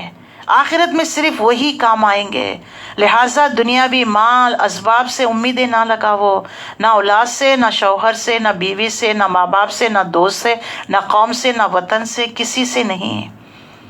اللہ سے امیدیں وابستہ کریے، اللہ سے توقعات رکھیے، وابستہ کریے۔ یہ سب عارضی چیزیں ہیں جو تمہاری موت کے ساتھ ہی سب کچھ بے وفا ہو جاتے ہیں۔ آخرت کا سہارا چاہیے تو نیک اعمال، وہ ذاتی راہ ہے ہمارا، اس کو ہمیں جمع کرنا چاہیے، اسی پونجی سے اپنی امیدیں وابستہ کرنا ہے۔ پھر اللہ تعالیٰ قیامت کا منظر واضح کر رہا ہے، آیت نمبر 47 وَيَوْمَ نُسَيِّرُ الْجِبَالَ وَتَرَى الْأَرْضَ بَارِزَةً، دیکھو اس دن ہم پہاڑ چلا دیں گے، تم دیکھو گے زمین کو صاف چٹیل میدان۔ اب قیامت کا نقشہ کھینچا جا رہا ہے، اس دن پہاڑ اپنی جگہ اڑتے ہوئے نظر آئیں گے، زمین اپنی اونچائی، یہ تمام جو ہے اونچائی ہے، پہاڑ ہے، یہ سب جو ہے نشیب و فراز ختم ہو جائیں گے، اور اللہ تعالیٰ چٹیل میدان کی شکل میں اس کو بنا دے گا۔ پھر کیا ہوگا؟ وہ حشرناہم فلم نقادر منہم احدا، ہم سب کو جمع کریں گے، ان میں سے کسی کو بھی نہیں چھوڑیں گے۔ حضرت آدم علیہ السلام سے لے کر آخری انسان تک پیدا نہیں ہونے والے تمام افراد کو اس دن اکٹھا کر دیا جائے گا۔ وَأُرِدُ عَلَىٰ رَبِّكَ صَفًّا لَقَدْ جِئْتُمُونَا كَمَا خَلَقْنَاكُمْ أَوَّلَ مَرَّةٍ، اور وہ پیش کیے جائیں گے اپنے رب کے سامنے صفیں باندھے ہوئے۔ تب ان سے کہہ دیا جائے گا، اللہ ان سے کہے گا، آ گئے نا ہمارے پاس جیسا میں نے تمہیں پہلی مرتبہ پیدا کیا۔ یعنی پہلی مرتبہ کا مطلب کیا؟ عالم ارواح میں انسانی ارواح کی تخلیق، جب سے انسان کو جب زمین پر جسم اور روح کا ملن، اس روح کو اللہ نے جسم دیا تھا، یہ انسانی تخلیق، یہ تخلیق ثانی ہے، دوسرا مرحلہ ہے۔ اس کے بعد دنیا کی عمر جتنی بھی انسان کو مل گئی ہے، اس کے بعد اس کو موت، وہ تمام انسان اس دنیا میں آ چکے جن کی ارواح اللہ نے پیدا کی تھی، ان تمام انسانوں کو قیامت کے دن پھر سے اکٹھا کر لیا جائے گا۔ اور یہاں تمام انسان جیسے عالم ارواح میں ایک وقت ایک جگہ اکٹھا کیے گئے تھے، اسی طرح قیامت کے دن بھی میدان حشر میں سب کے سب ایک وقت موجود ہوں گے۔ بل زعمتم ان لن نجعل لکم موعدا، بلکہ تم نے تو سمجھ رکھا تھا کہ ہم تمہارے لیے وعدے کا کوئی وقت ہی مقرر نہیں کر رکھا ہے۔ ان لوگوں کا جو آ کر پوچھا کرتے تھے قیامت کب آئے گی، اگر تم سچے ہو تو وہ وعدہ کب پورا ہوگا۔ اور اللہ اس دن جیسے روحوں کے عالم میں اللہ نے الستُ بربکم کہا تھا، ویسے ہی اللہ کے حضور آ کر کھڑے ہو جائیں گے، اور کیا ہوگا؟ وَأُوذِيَ الْكِتَابَ، رکھ دیے جائیں گے اعمال نامہ۔ یہ پورے انسانی نوع انسانی کے ایک ایک فرد کی زندگی کا ایک ایک لمحہ، ایک ایک عمل کا ریکارڈ تفصیل کے ساتھ درج ہو گیا ہے۔ یہ بہت بڑا کمپیوٹر سسٹم ہے جو کسی جگہ پر نصب کیا گیا ہے، اور وہاں سے لا کر میدان حشر میں رکھ دیا جائے گا۔ آج سے 100 برس پہلے تو اس کی تفصیل کو سمجھنا مشکل تھا، صرف ایمان بالغیب کا ہی سہارا لینا پڑتا تھا، لیکن آج کے دور میں یہ سب کچھ یقین کرنا بہت آسان ہے۔ آج اب انسان کے بنائے ہوئے کمپیوٹر کے کمالات دیکھ لیجئے، اپنی آنکھوں سے دیکھ رہے ہیں، اسے اپنے معلومات زندگی میں استعمال بھی کر رہے ہیں۔ آج جب ہم ایک بٹن، ہم جیسے ایک چپ چھوٹی سی ہم ڈالتے ہیں تو کتنا ڈاٹا وہ سیو کر رکھتا ہے، تو کیا اللہ تعالیٰ یہ تمام کرنے پر قدرت نہیں رکھتا؟ ایک ایک فرد کی ایک ایک حرکت ریکارڈنگ محفوظ ہو گئی، پلک جھپکنے کی دیر بھی نہیں لگے گی، اس کا جو ہے اس کا پورا ریکارڈ اس کے ہاتھ میں دے دیا جائے گا۔ فَتَرَى الْمُجْرِمِينَ مُشْفِقِينَ مِمَّا فِيهِ، چنانچہ دیکھیں گے مجرمین ڈر رہے ہوں گے اس سے جو کچھ اس میں ہوگا، یعنی مجرم لوگ اپنی کتاب زندگی کے اندر انہیں وہ لینے کے لیے لرز رہے ہوں گے، پتا ہے کہ اس میں کیا لکھا گیا ہے۔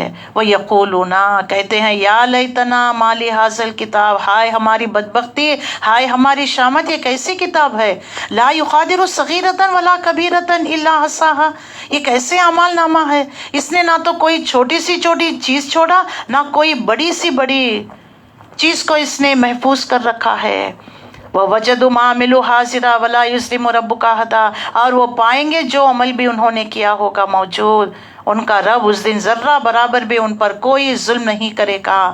پھر اس کے بعد آیت نمبر 50 سے 53 آدم اور ابلیس کا، وَإِذْ قُلْنَا لِلْمَلَائِكَةِ اسْجُدُوا لِآدَمَ فَسَجَدُوا إِلَّا إِبْلِيسَ، یاد کرو جب کہ ہم نے فرشتوں سے کہا سجدہ کرو آدم کو تو انہوں نے سجدہ کیا مگر ابلیس نے۔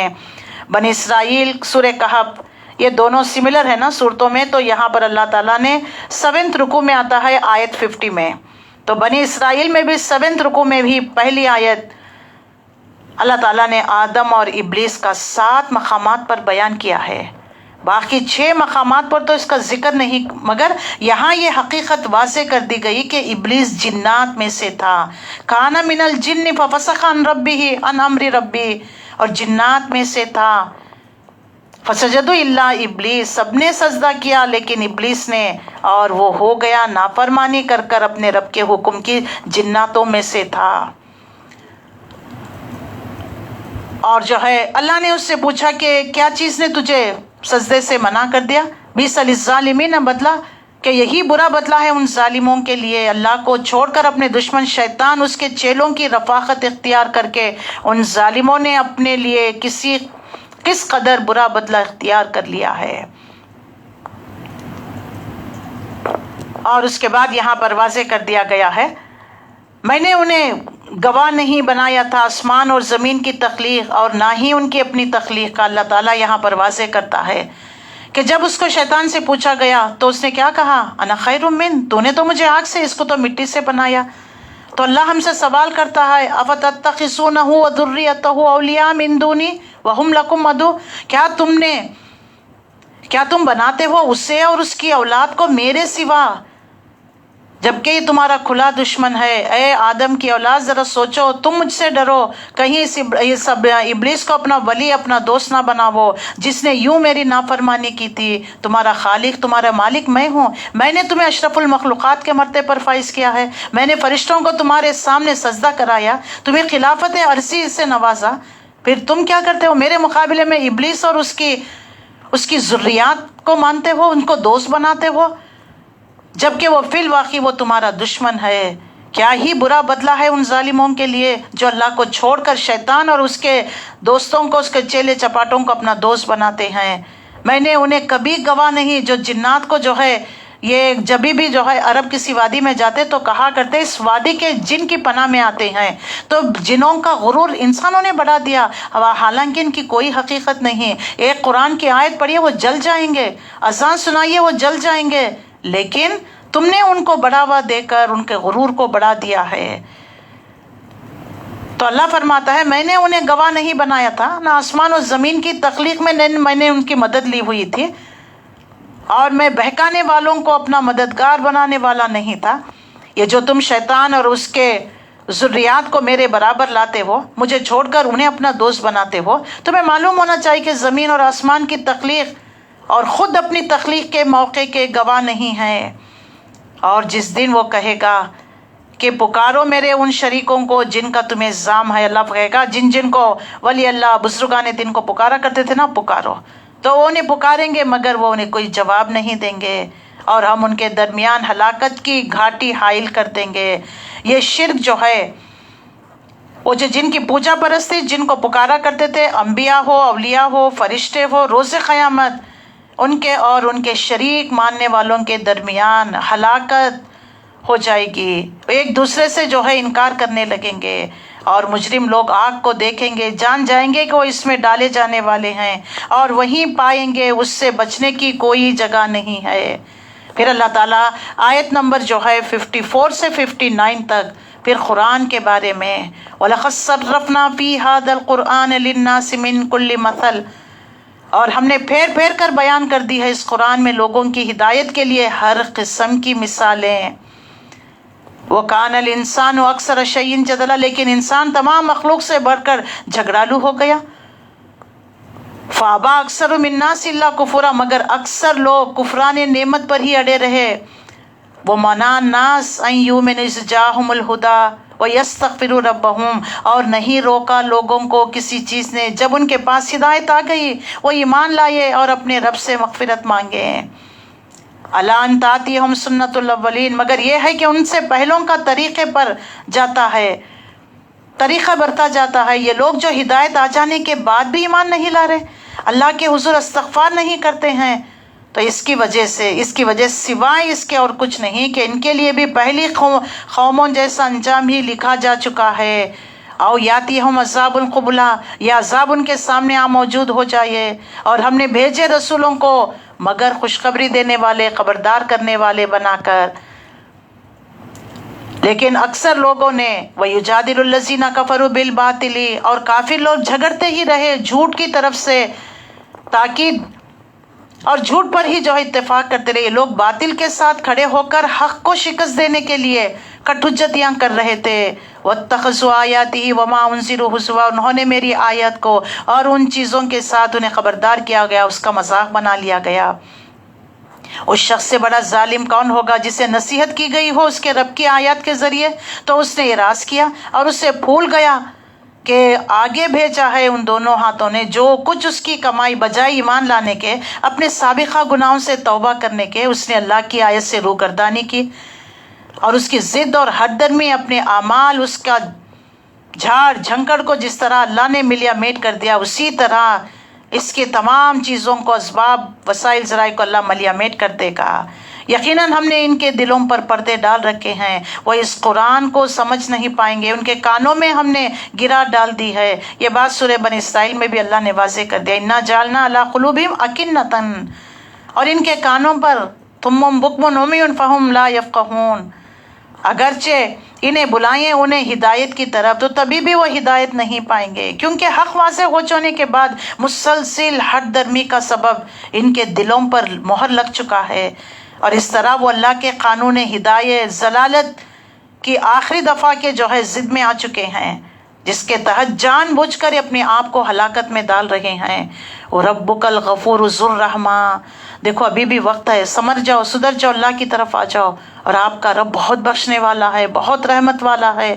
اگر وہ مواخذہ کرتا تو اس کا سبب ان کے اعمال کے، تو تم جلدی بچاتے ہو اس عذاب کے لیے۔ بل لہم موعد لن تجدوا من دونہ موئلا، بلکہ ان کے لیے وعدے کا ایک وقت متعین ہے، وہ ہرگز وہ ٹالے نہیں ٹلے گا۔ یعنی جب کسی وعدے کا مقرر گھڑی آ پہنچی تو اس سے کوئی جائے پناہ نہیں ملے گی، اس لیے کہ اس کے سر ادھر ادھر ہونے کی گنجائش بھی نہیں ہوگی۔ وَتِلْكَ الْقُرَىٰ أَهْلَكْنَاهُمْ لَمَّا ظَلَمُوا، یاد کرو ان بستیوں کو، ان قوموں کو کیسے ہم نے ہلاک کر دیا۔ ہم نے ظلم نہیں کیا، انہوں نے خود اپنے لیے ظلم کیا تھا۔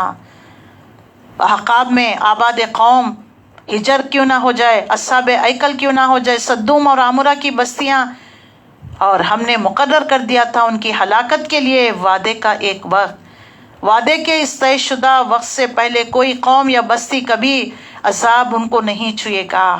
پھر آیت نمبر 60 سے لے کر 82 تک موسیٰ اور خضر علیہ السلام کا قصہ بیان کیا جا رہا ہے۔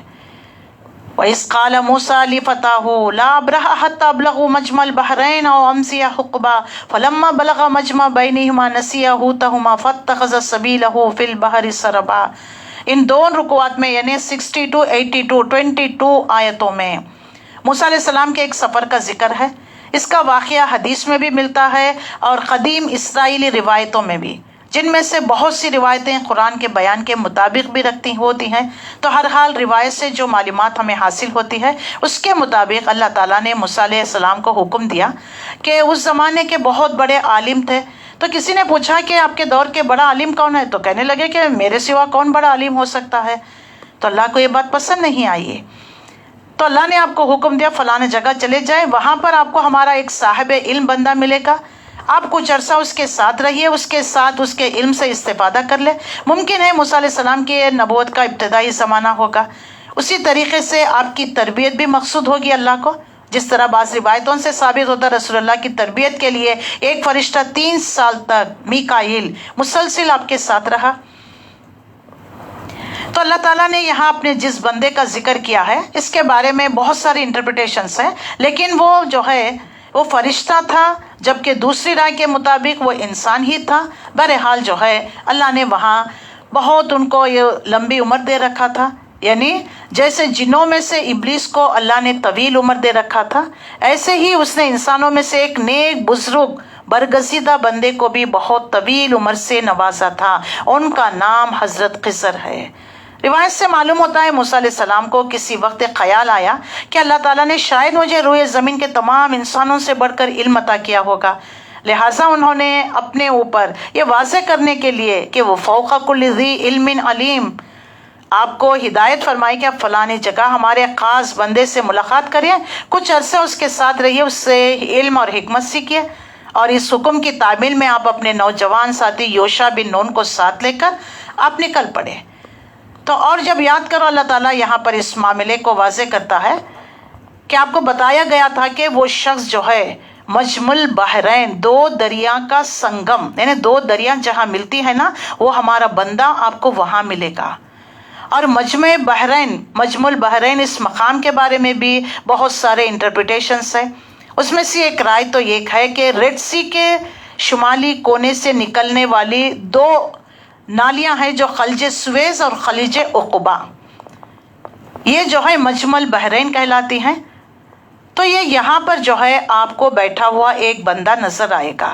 تو فلما بلغ مجمع بینہما، جب دونوں پہنچ گئے دریا کے ملنے کے مقام پر، نسیہ حوتہما فاتخذ سبیلہ فی البحر سربا، وہ اپنی مچھلی کو بھول گئے اور مچھلی نے اپنا راستہ بنا لیا تھا دریا میں سرنگ کی طرح۔ یہ جو ہے بھنی ہوئی مچھلی تھی جس کو کھانے کے غرض کے لیے ان کے ساتھ لے کر گئے تھے۔ اس مچھلی کو اللہ تعالیٰ کی طرف سے نشانی بنا دیا گیا کہ انہیں ہدایت کی گئی تھی کہ جس مقام پر یہ مچھلی زندہ ہو کر، دیکھیے اس کو بھون لیا گیا تھا، اس کو یعنی کھانے پینے کے لیے ایک باکس میں ڈال دیا گیا تھا باسکٹ میں، لیکن جب یہ زندہ ہو کر جس دریا میں سرنگ لگا کر چلے جائے گی نا، وہاں اس کا پیچھا کرو تو تمہیں ہمارا بندہ ملے گا۔ وہ زندہ ہو کر دریا میں چلی گئی، اس جگہ کو اس شخصیت سے آپ کی ملاقات ہوگی، لہٰذا مجمع البحرین کے قریب پہنچے۔ وہ مچھلی زندہ ہو کر ان کے توشے دان سے باہر نکل آئی، اس نے سرنگ بنا کر دریا میں اپنی راہ لے لی۔ اس منظر کو جو آپ کے ساتھی یوشع بن نون نے دیکھا، مگر موسیٰ نبی سے تذکرہ کرنا بھول گئے۔ پھر جب وہ دونوں وہاں آگے نکل گئے تو موسیٰ علیہ السلام نے اپنے ساتھی سے کہا، ہم سفر کر کر بہت تھک گئے ہیں، ہمارے ناشتہ لے اور ہم سفر نے ہمیں بہت تھکا دیا۔ تو وہ فوری کہنے لگے کہ میں تو آپ سے کہنا ہی بھول گیا کہ مچھلی جو ہے چٹان کے پاس جہاں ٹھہرے تھے، وہاں میں آپ کو بتانا بھول گیا کہ مجھے شیطان نے بھلاوے میں ڈال دیا اس کا ذکر کرنا کہ مچھلی زندہ ہوئی اور وہ دریا سے یعنی باسکٹ سے نکل کر دریا میں سرنگ بنا کر وہاں چلی گئی۔ تو موسیٰ نبی نے کہا، یہی تو ہماری نشانی بتا دی گئی، جس جگہ مچھلی زندہ ہو کر دریا میں چلی گئی اس جگہ پر اللہ کے اس بندے سے ہماری ملاقات ہوگی، لہٰذا چلو واپس اسی جگہ پہنچے۔ بس دونوں پھر واپس لوٹے، اپنے وہ فٹ پرنٹس تھے اسی کے مطابق وہ واپس آ گئے، واپس اپنے قدموں کے نشانات پر چلتے ہوئے عین اسی جگہ پر آ گئے، وہاں چٹان کے پاس مچھلی زندہ ہو کر دریا میں چلے گئی۔ فوجد عبدا من عبادنا آتیناہ رحمتا من عندنا، تو وہاں پایا انہوں نے ہمارے بندوں میں سے ایک بندے کو جن کا نام خضر، اور اللہ نے ان کو اپنی رحمت عطا کی تھی اپنی طرف سے، اور اسے سکھایا تھا ایک علم خاص اپنے پاس سے۔ تو اللہ تعالیٰ نے اپنے پاس سے اپنے خاص خزانہ یہ فیض سے اس خصوصی علم ان کو عطا کیا تھا۔ اور جو ہے اب یہ جو ہے جیسے آگے کہنے لگے کہ میں آپ کے ساتھ رہنا چاہتا ہوں اور مجھے آپ علم سکھائیے۔ موسیٰ علیہ السلام نے ان سے کہا، کیا میں آپ کے ساتھ رہ سکتا ہوں؟ تو انہوں نے کہا، اس شرط پر آپ مجھ سے میرے پاس رہ سکتے ہو، مجھے کچھ سوال نہیں کرنا۔ تو انہوں نے کہا کہ موسیٰ نبی نے کہا کہ اچھا میں سوال نہیں کروں گا۔ قال انک لن تستطیع معی صبرا، یہ 16 پارہ یہاں سے جو شروع ہوتا ہے۔ تو انہوں نے کہا کہ اچھا میں صبر کروں گا، کچھ سوال نہیں کروں گا۔ تو خضر نے کہا کہ آپ کیسے صبر کر سکیں گے ان چیزوں پر جس کی آپ کو پوری خبر نہیں ہے؟ میرے ساتھ رہ کر میرے کام بڑے عجیب لگیں گے، لیکن آپ کو صبر کرنا ہوگا، کیونکہ ان کاموں کی حقیقت، اس کی غائب کے بارے میں آپ کو پوری طرح آگاہی حاصل نہیں ہوگی، جو آپ دیکھ رہے ہوں گے اس کے بارے میں آپ کو نالج نہیں ہوگا، so you have to keep quite.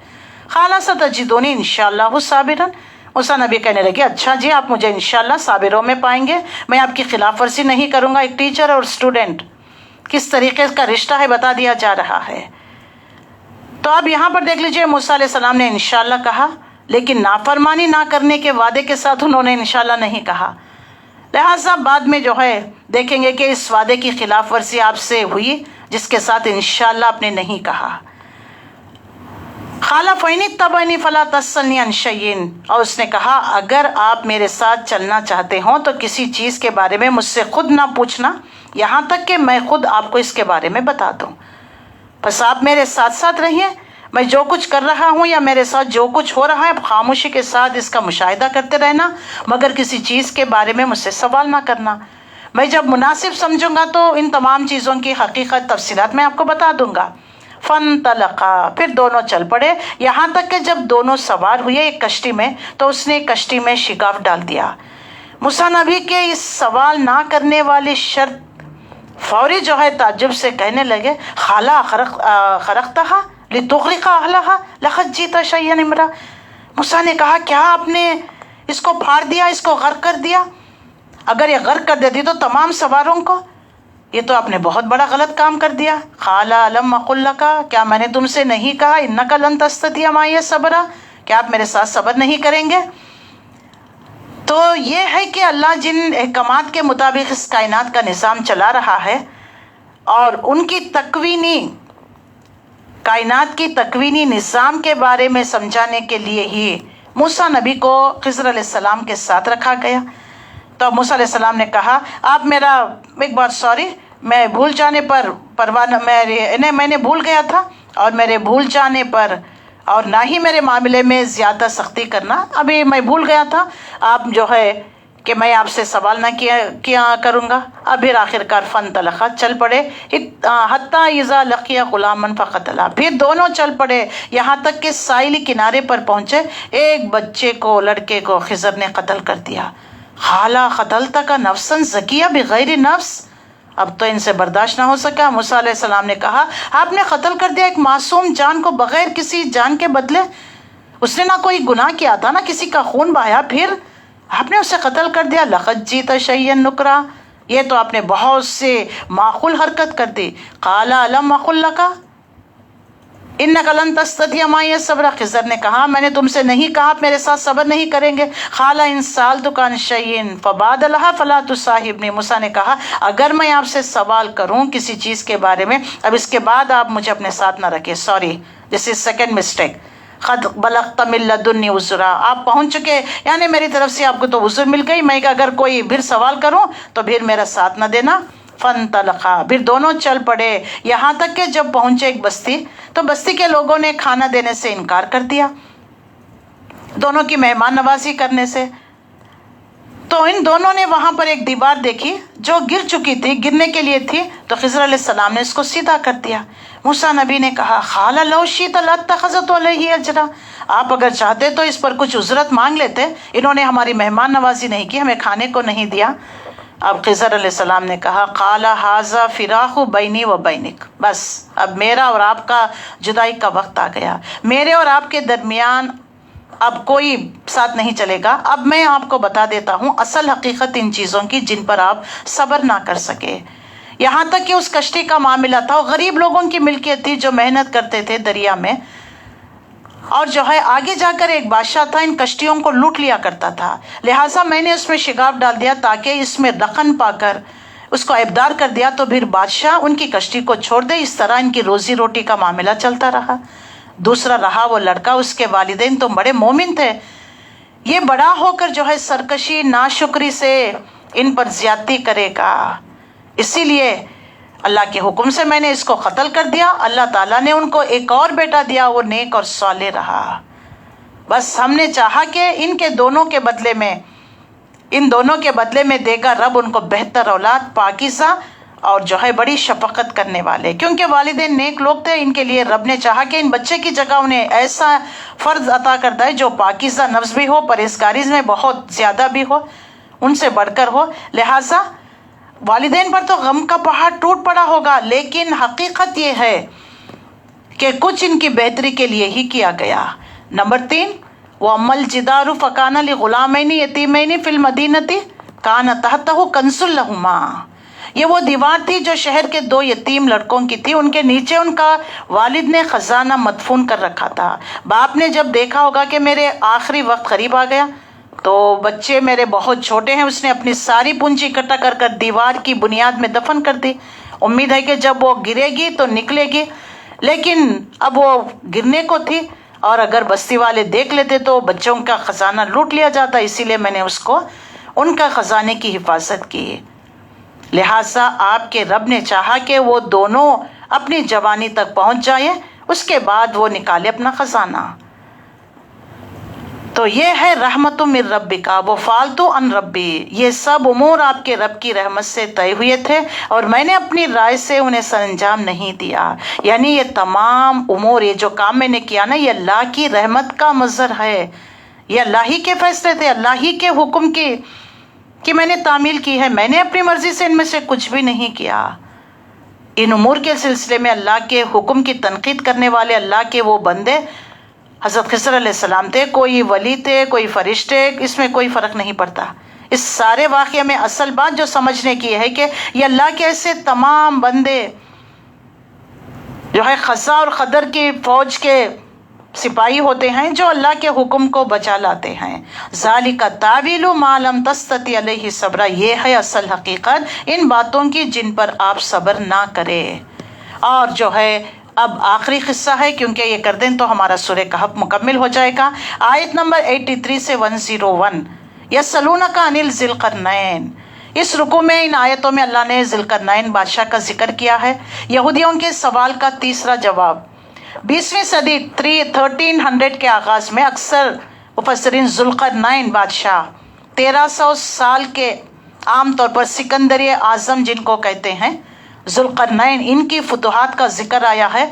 दुनिया को इन्होंने कॉन्क्वर्ट कर रखा था। ये बहुत जो है कदीम बादशाह ईरान का था।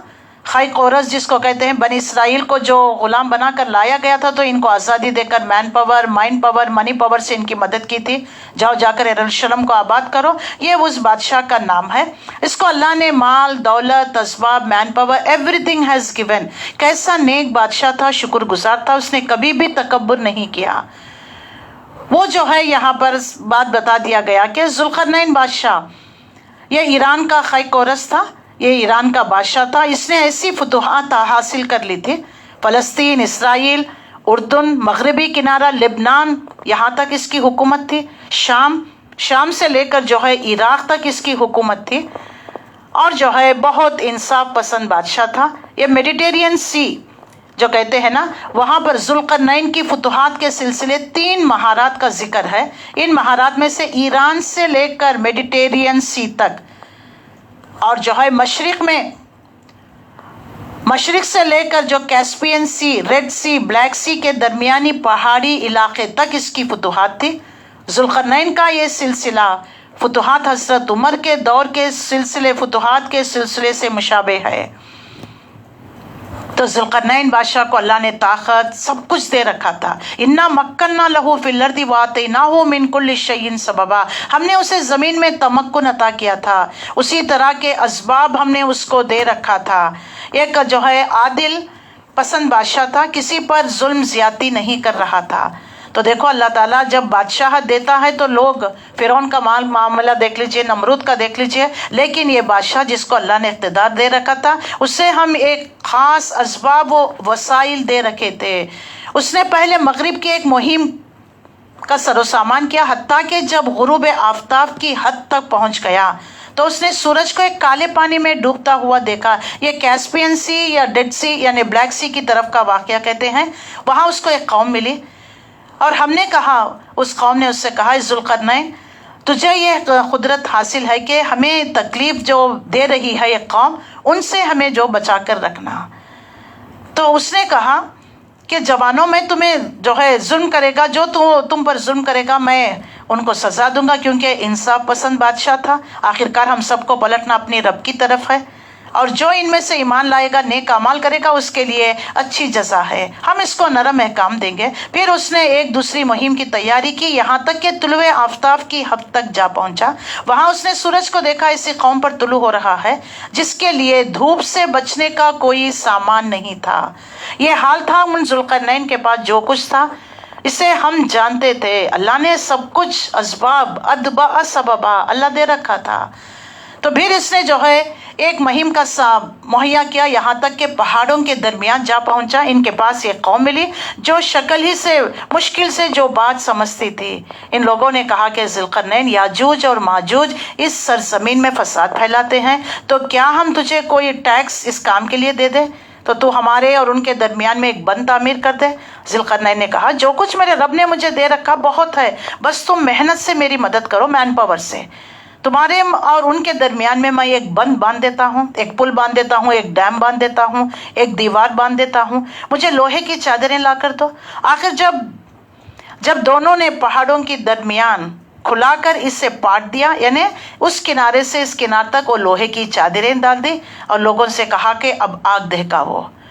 हत्ता कि जब ये आग दहकने लगी, याजूज माजूज यानी जैसे मजबूत हो जाएगी दीवार, याजूज और माजूज इस पर चढ़कर कभी नहीं आ सकेंगे, ना इसमें नकब लगाएंगे, ना ही बड़ी मुश्किल से। और जो है ये जब तक ठहरी रहेगी, ये मेरी रब की रहमत है। जब मेरा रब का वादे का वक्त आ जाएगा तो इसको पेवंदे खाक कर देगा। मेरा रब का वादा बरहक है, और उस रोज़ हम लोगों को छोड़ देंगे जो समंदरों की मौजों की तरह। ये याजूज और माजूज के बारे में है, कल मैं इसके बारे में बताऊंगी।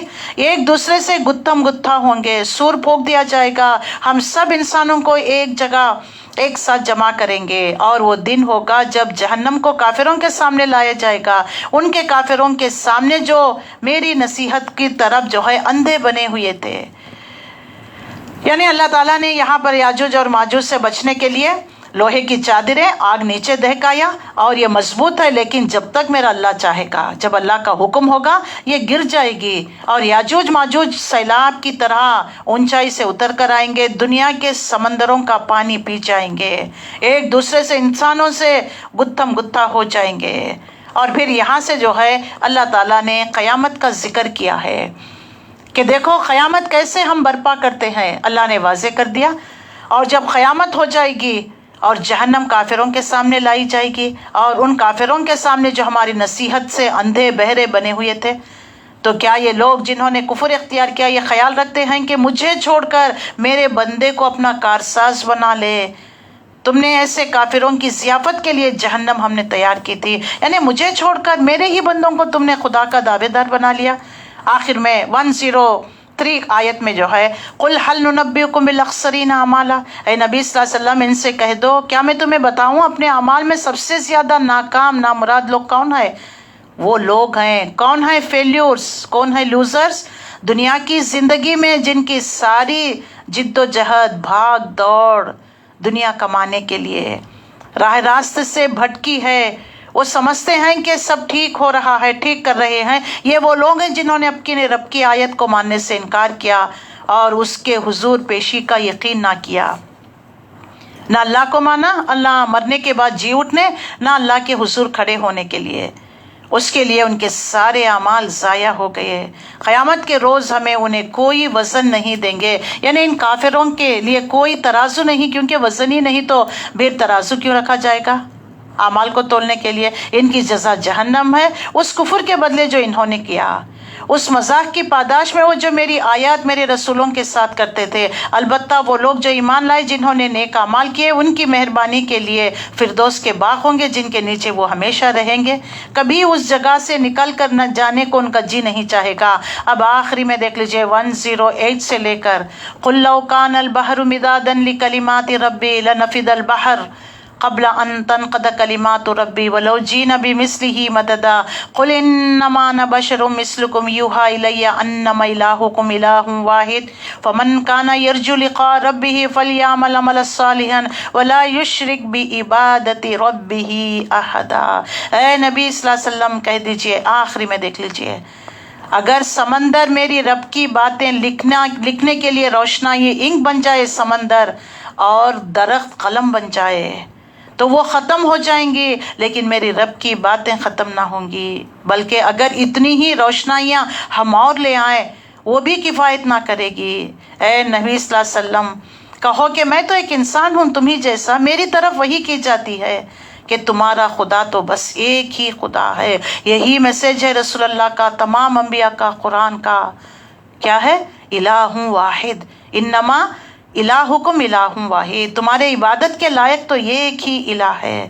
بس جو کوئی اپنے رب کی ملاقات کا امیدوار ہو اسے چاہیے نیک اعمال کرے، فلیعمل عمل صالح، اور بندگی میں اپنے رب کے ساتھ کسی کو شریک نہ ٹھہرائیں۔ یہ دو کام کریں گے انہی کے لیے جنت ہوگی، انہی کے لیے باغات ہوں گی، اللہ انہی کو اپنی رحمت سے ڈھانپے گا۔ تو الحمدللہ آج ہم نے سورہ کہف کو مکمل کر لیا ہے، 16 پارے میں پہنچے ہوئے ہیں۔ تو یہ جمعے کے دن پڑھی جانے والی صورت ہے۔ اس میں دیکھ لیجئے ان فتنوں سے بچنے کے لیے اللہ کی معرفت، توحید، اللہ کے ساتھ شریک نہ کرو، مسبب الاسباب، اللہ کو پہچانو، یہ تمام چیزیں ہمیں بتا دی گئی ہے، کیونکہ دنیا فانی ہے، ختم ہونے والی ہے، اس کی رونقیں ختم ہو جائیں گی۔ جب ہم ختم تو پیچھے دنیا کتنی رونق ہو، ہمیں کیا فائدہ؟ دو ہی چیز، ایمان، عمل صالح، اللہ کی معرفت، اللہ کے ساتھ کسی کو شریک نہیں۔ اس قرآن کو تھام لیجیے، اچھے اعمال کریے، یہی چیزیں تمہیں جنت میں لے کر جائیں گے، یہی چیزیں تمہاری دنیا کو بھی اچھی کر دیں گی، تمہاری آخرت کو بھی۔ تو لہٰذا ہمیں ان باتوں کے ذریعے عمل کرنا ہے، قرآن کو مضبوطی کے ساتھ تھام لینا ہے۔ الحمدللہ اللہ کا شکر احسان کہ الحمدللہ ہم نے سورہ کہف کو مکمل کر لیا ہے۔ جو کل سورت جو پڑھنے جا رہی ہیں بہت اہم ترین سورت ہے، اور یہ بہت اہم ترین آیتیں ہیں۔ المال والبنون زینت الحیات الدنیا والباقیات الصالحات خیر عند ربک ثواب وخیر املا۔ یہ مال، یہ اولاد محض دنیا کی ایک ہنگامی آرائش ہے، اصل میں تو باقی رہنے والی ہیں نیکیاں، تیرے رب کے نزدیک نتیجے کے لحاظ سے بہتر ہے۔ اور انہی سے اچھی امید وابستہ کی جائے گی۔ اللہ ہم سب کو ان باتوں پر عمل کرنے کی، عمل کرتے ہوئے دوسروں تک پہنچانے کی توفیق عطا فرمائے۔ وما علینا الا البلاغ۔ السلام علیکم ورحمۃ اللہ وبرکاتہ۔